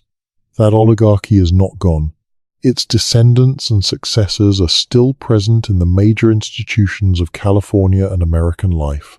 And the mythology that obscures its origins is still functioning, still making concentrated wealth appear to be the natural result of superior merit, still making the question of where the money came from seem impolite or irrelevant. It is not impolite. It is not irrelevant. It is the most important question in American economic history, and the answer, for anyone willing to follow it through the archives and the shipping records and the bank ledgers and the land grant files, is there, waiting, patient, accumulated in the same records that have always told the real story, for those who care to read it. So when someone tells you the story of the great American gold rush, of the brave men who crossed a continent and built a civilization, remember to ask the next question, the question the story does not answer. Where did they come from? Where did the money come from? Who owned the systems through which the gold had to pass? What happened to the people who were already there? And what became of the people who did the work that built the wealth? Those questions have answers. The answers are not comfortable, but they are in the record, and they are the questions that nobody asks, not because they cannot be asked, but because, for a very long time, the people who controlled the record also controlled the questions. The gold rush gave them that power, and they have been exercising it ever since. This is not the end of the story. History does not end. The questions keep accumulating, in archives and in the patterns of contemporary inequality, in the institutional structures that trace their origins to the gold rush era, in the distributions of wealth and power that are still shaped by the mechanisms we have been describing. The gold rush is not ancient history. It is recent history, within 5 or 6 generations of the present. Its consequences are still with us. Its mythology is still active. And its real history is still being written, slowly, by researchers who are willing to ask the uncomfortable questions and follow the evidence wherever it leads. The water runs downhill, the gold goes to those who built the sluice. And somewhere in the archives, patient and waiting, is the record of exactly who built it, and exactly where they came from, and exactly what it cost. Make of that what you will. And if you are still listening, if this long journey through the financial history of the American West has kept you company through a late night or a quiet evening, then you know now why the question matters. Not as a historical curiosity, but as a window into the real mechanisms of how wealth and power are accumulated and maintained in a society that tells itself the story of individual merit. The gold rush is a case study, a particularly clear and particularly compressed case study, but the pattern it reveals is the general pattern of American capitalism: prior advantage, network access, structural position, political connection, value capture by institutions from labor, the mythologization of the result. Understanding that pattern does not make the gold rush less remarkable. The California that was built in that extraordinary decade and a half was genuinely remarkable. The energy, the ambition, the organizational capacity, the willingness to cross a continent or an ocean for the chance at something better, all of that was real and genuinely worth celebrating. What needs to be added to the celebration is the honest account of the conditions that made it possible, the structural context that shaped its outcomes, and the costs that were imposed on those who were not invited to the celebration. That honest account is what historians are for. And it is, finally, what this question is for. Where did America's wealthiest gold rush families come from? They came from the networks. They came from the capital. They came from the connections. They came from a specific set of prior advantages that the mythology has systematically obscured.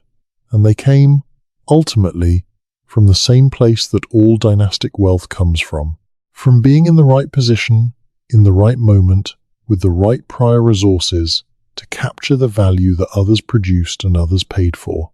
That is the answer. It has always been the answer. The question is whether we are willing to hear it. And now, as this long night of history winds down, as the voices of the 49ers and the railroad barons and the dispossessed Californios and the exploited Chinese workers and the California Indian peoples fade back into the silence from which they briefly emerged, what remains is the record. The patient, accumulated, imperfect, partial record of what was actually done and by whom and at what cost. It is there for anyone willing to look. It always has been.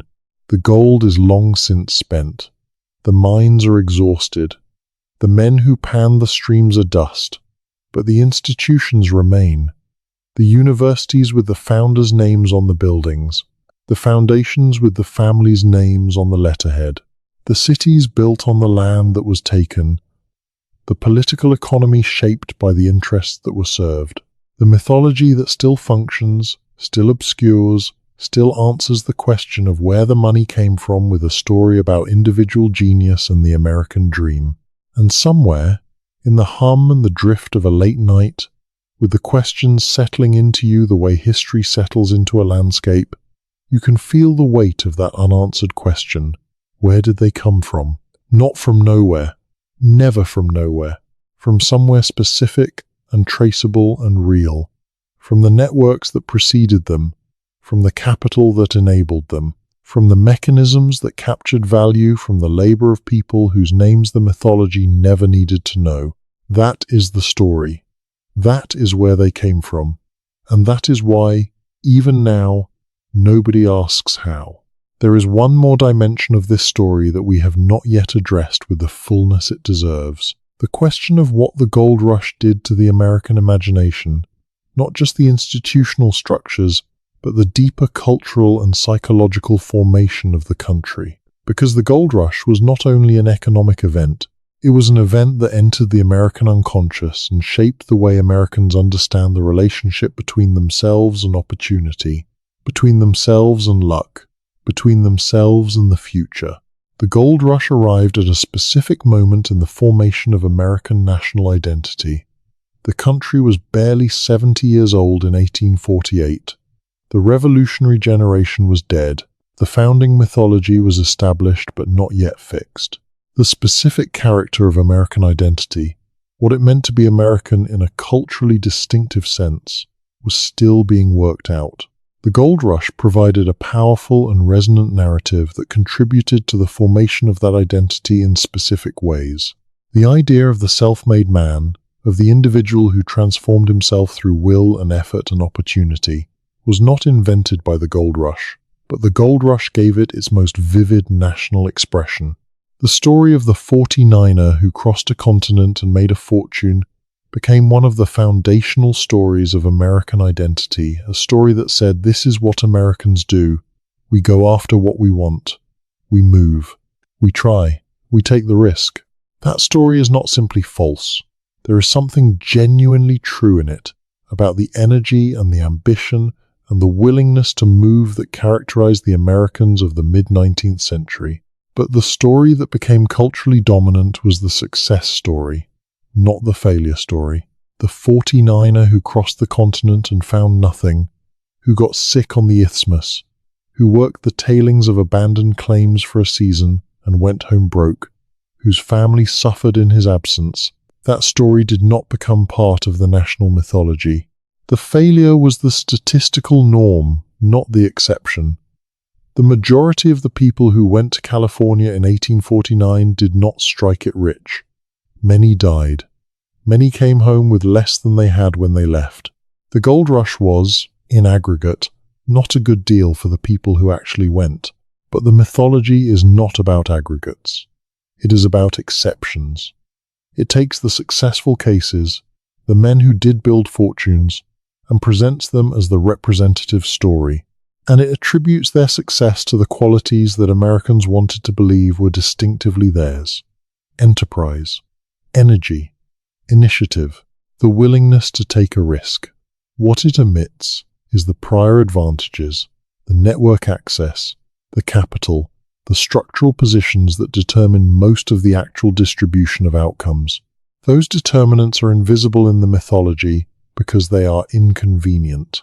They suggest that the distribution of outcomes in the gold rush, like the distribution of outcomes in any capitalist economy, was determined not primarily by the qualities of the individuals involved, but by the structural conditions in which they operated. The gold rush mythology is, in this sense, the story of American meritocracy. It is the story from which the broader mythology of meritocracy draws its power. If the gold rush could produce self-made men, if the frontier could transform the penniless immigrant into the millionaire through nothing but his own talents and efforts, then surely the same thing is true of the broader economy. Surely the distribution of wealth in America reflects the distribution of merit. Surely the rich are rich because they deserve to be, and the poor are poor for the same reason. The gold rush mythology, applied to the whole of American economic life, becomes the justification for the specific distribution of wealth and power that economic life has produced. This is the deepest reason why the question of where the gold rush families came from matters, because the answer to that question undermines the mythological foundation on which the broader justification for American inequality rests.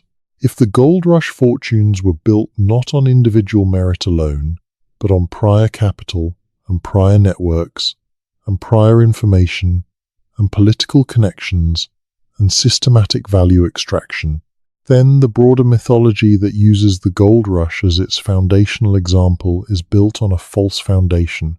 And if that foundation is false, then the specific distribution of wealth and power that the mythology justifies loses its apparent legitimacy. This is not to say that wealth is never the result of genuine individual contribution.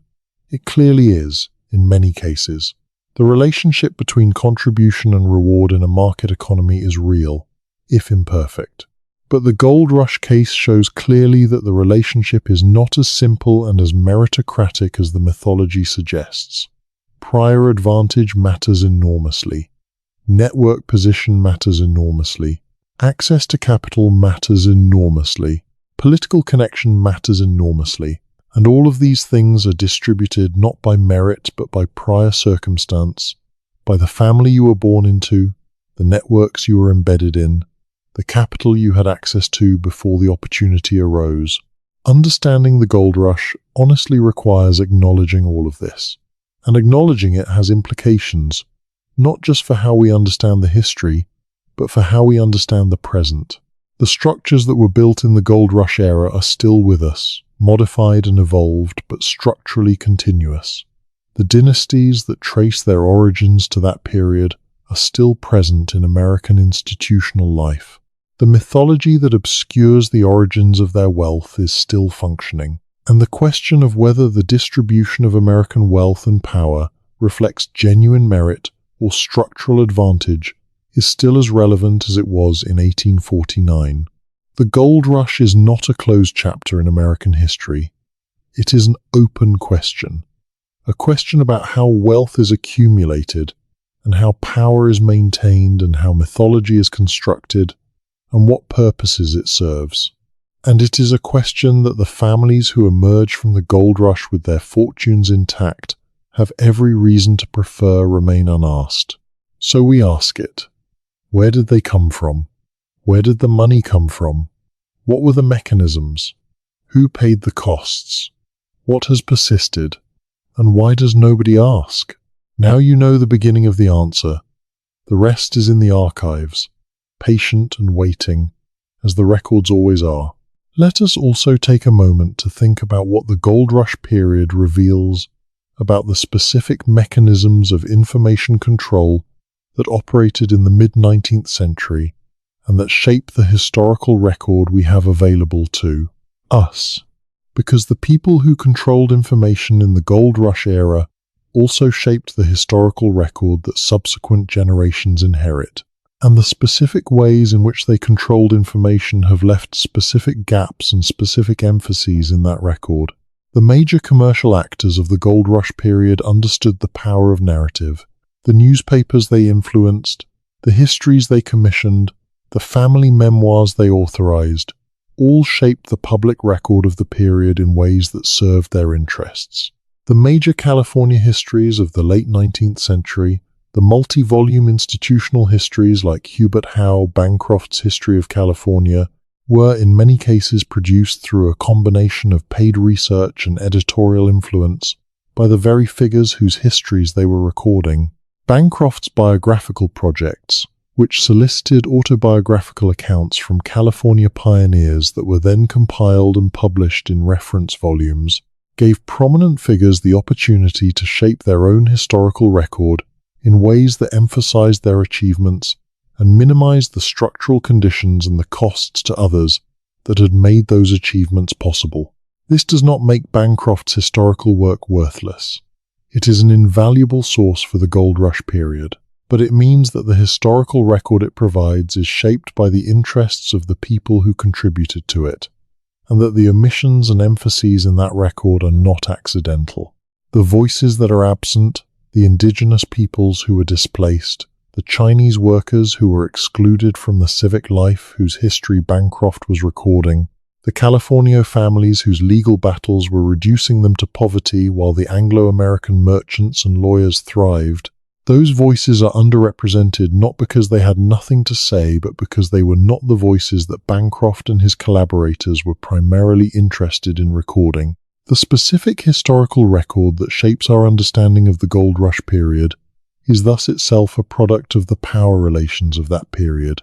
The wealthy and the powerful had more influence over the historical record than the poor and the dispossessed. This is true of all historical periods, but it is particularly clear in the gold rush case, because the accumulation of power was so rapid and so concentrated, and because the institutional record-keeping and history-making apparatuses of California were established precisely during the period when that power was being consolidated. Understanding this is not a counsel of historical nihilism. It does not mean that we cannot know anything reliable about the gold rush period, or that all accounts are equally valid regardless of their evidentiary basis.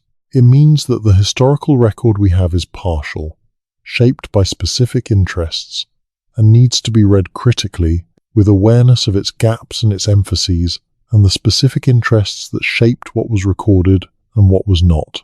The archival resources that would allow us to fill in the gaps, the business records of the major commercial houses, the correspondence files of the banking networks, the legal records of the land grant challenges, the shipping manifests, the mint assay records, are to a significant degree available.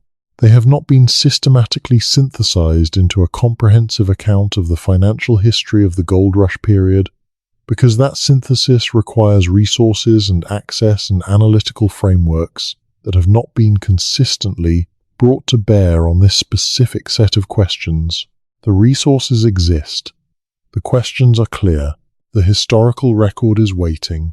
What remains is the willingness to ask the questions honestly and follow the evidence wherever it leads, even when it leads to uncomfortable places, even when it challenges the mythologies that powerful institutions have built their legitimacy upon, even when the answer is not the triumphant story of American enterprise and individual achievement that the mythology promises. That is the work. It is historical work. It is also, in the deepest sense, political work, because the way we understand the origins of American wealth and power shapes the way we understand the present distribution of that wealth and power. And the way we understand the present distribution shapes the policies we are willing to consider and the changes we are willing to demand. The gold rush is not just history. It is the foundation on which the present is built. And understanding that foundation honestly is the beginning of understanding why the building looks the way it does. So let this be the conclusion. Not a dramatic revelation, but a patient invitation to look at the historical record with fresh eyes, to ask the questions that the mythology has suppressed, to follow the money backward through the shipping manifests and the bank ledgers and the land grant files and the congressional correspondence until it reaches its source, to name the mechanisms of accumulation that the mythology renders invisible, to recover the voices that the historical record has suppressed, and to understand the gold rush not as the foundational triumph of American individual enterprise, but as the foundational episode of American institutional capitalism, with all the complexity and all the cost that implies. The families came from somewhere. The capital came from somewhere. The connections existed before the rush began, and the question of where, exactly, and through what specific mechanisms is still the most important unanswered question in the history of American wealth. It is waiting, patient and documented and ready, in the archives, for anyone willing to look. That is the real story.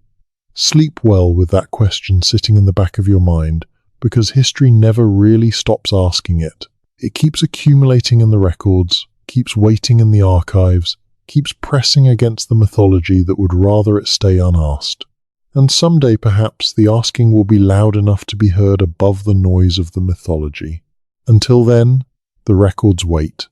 The question remains, and the long patient night holds all of them safe, as it always has.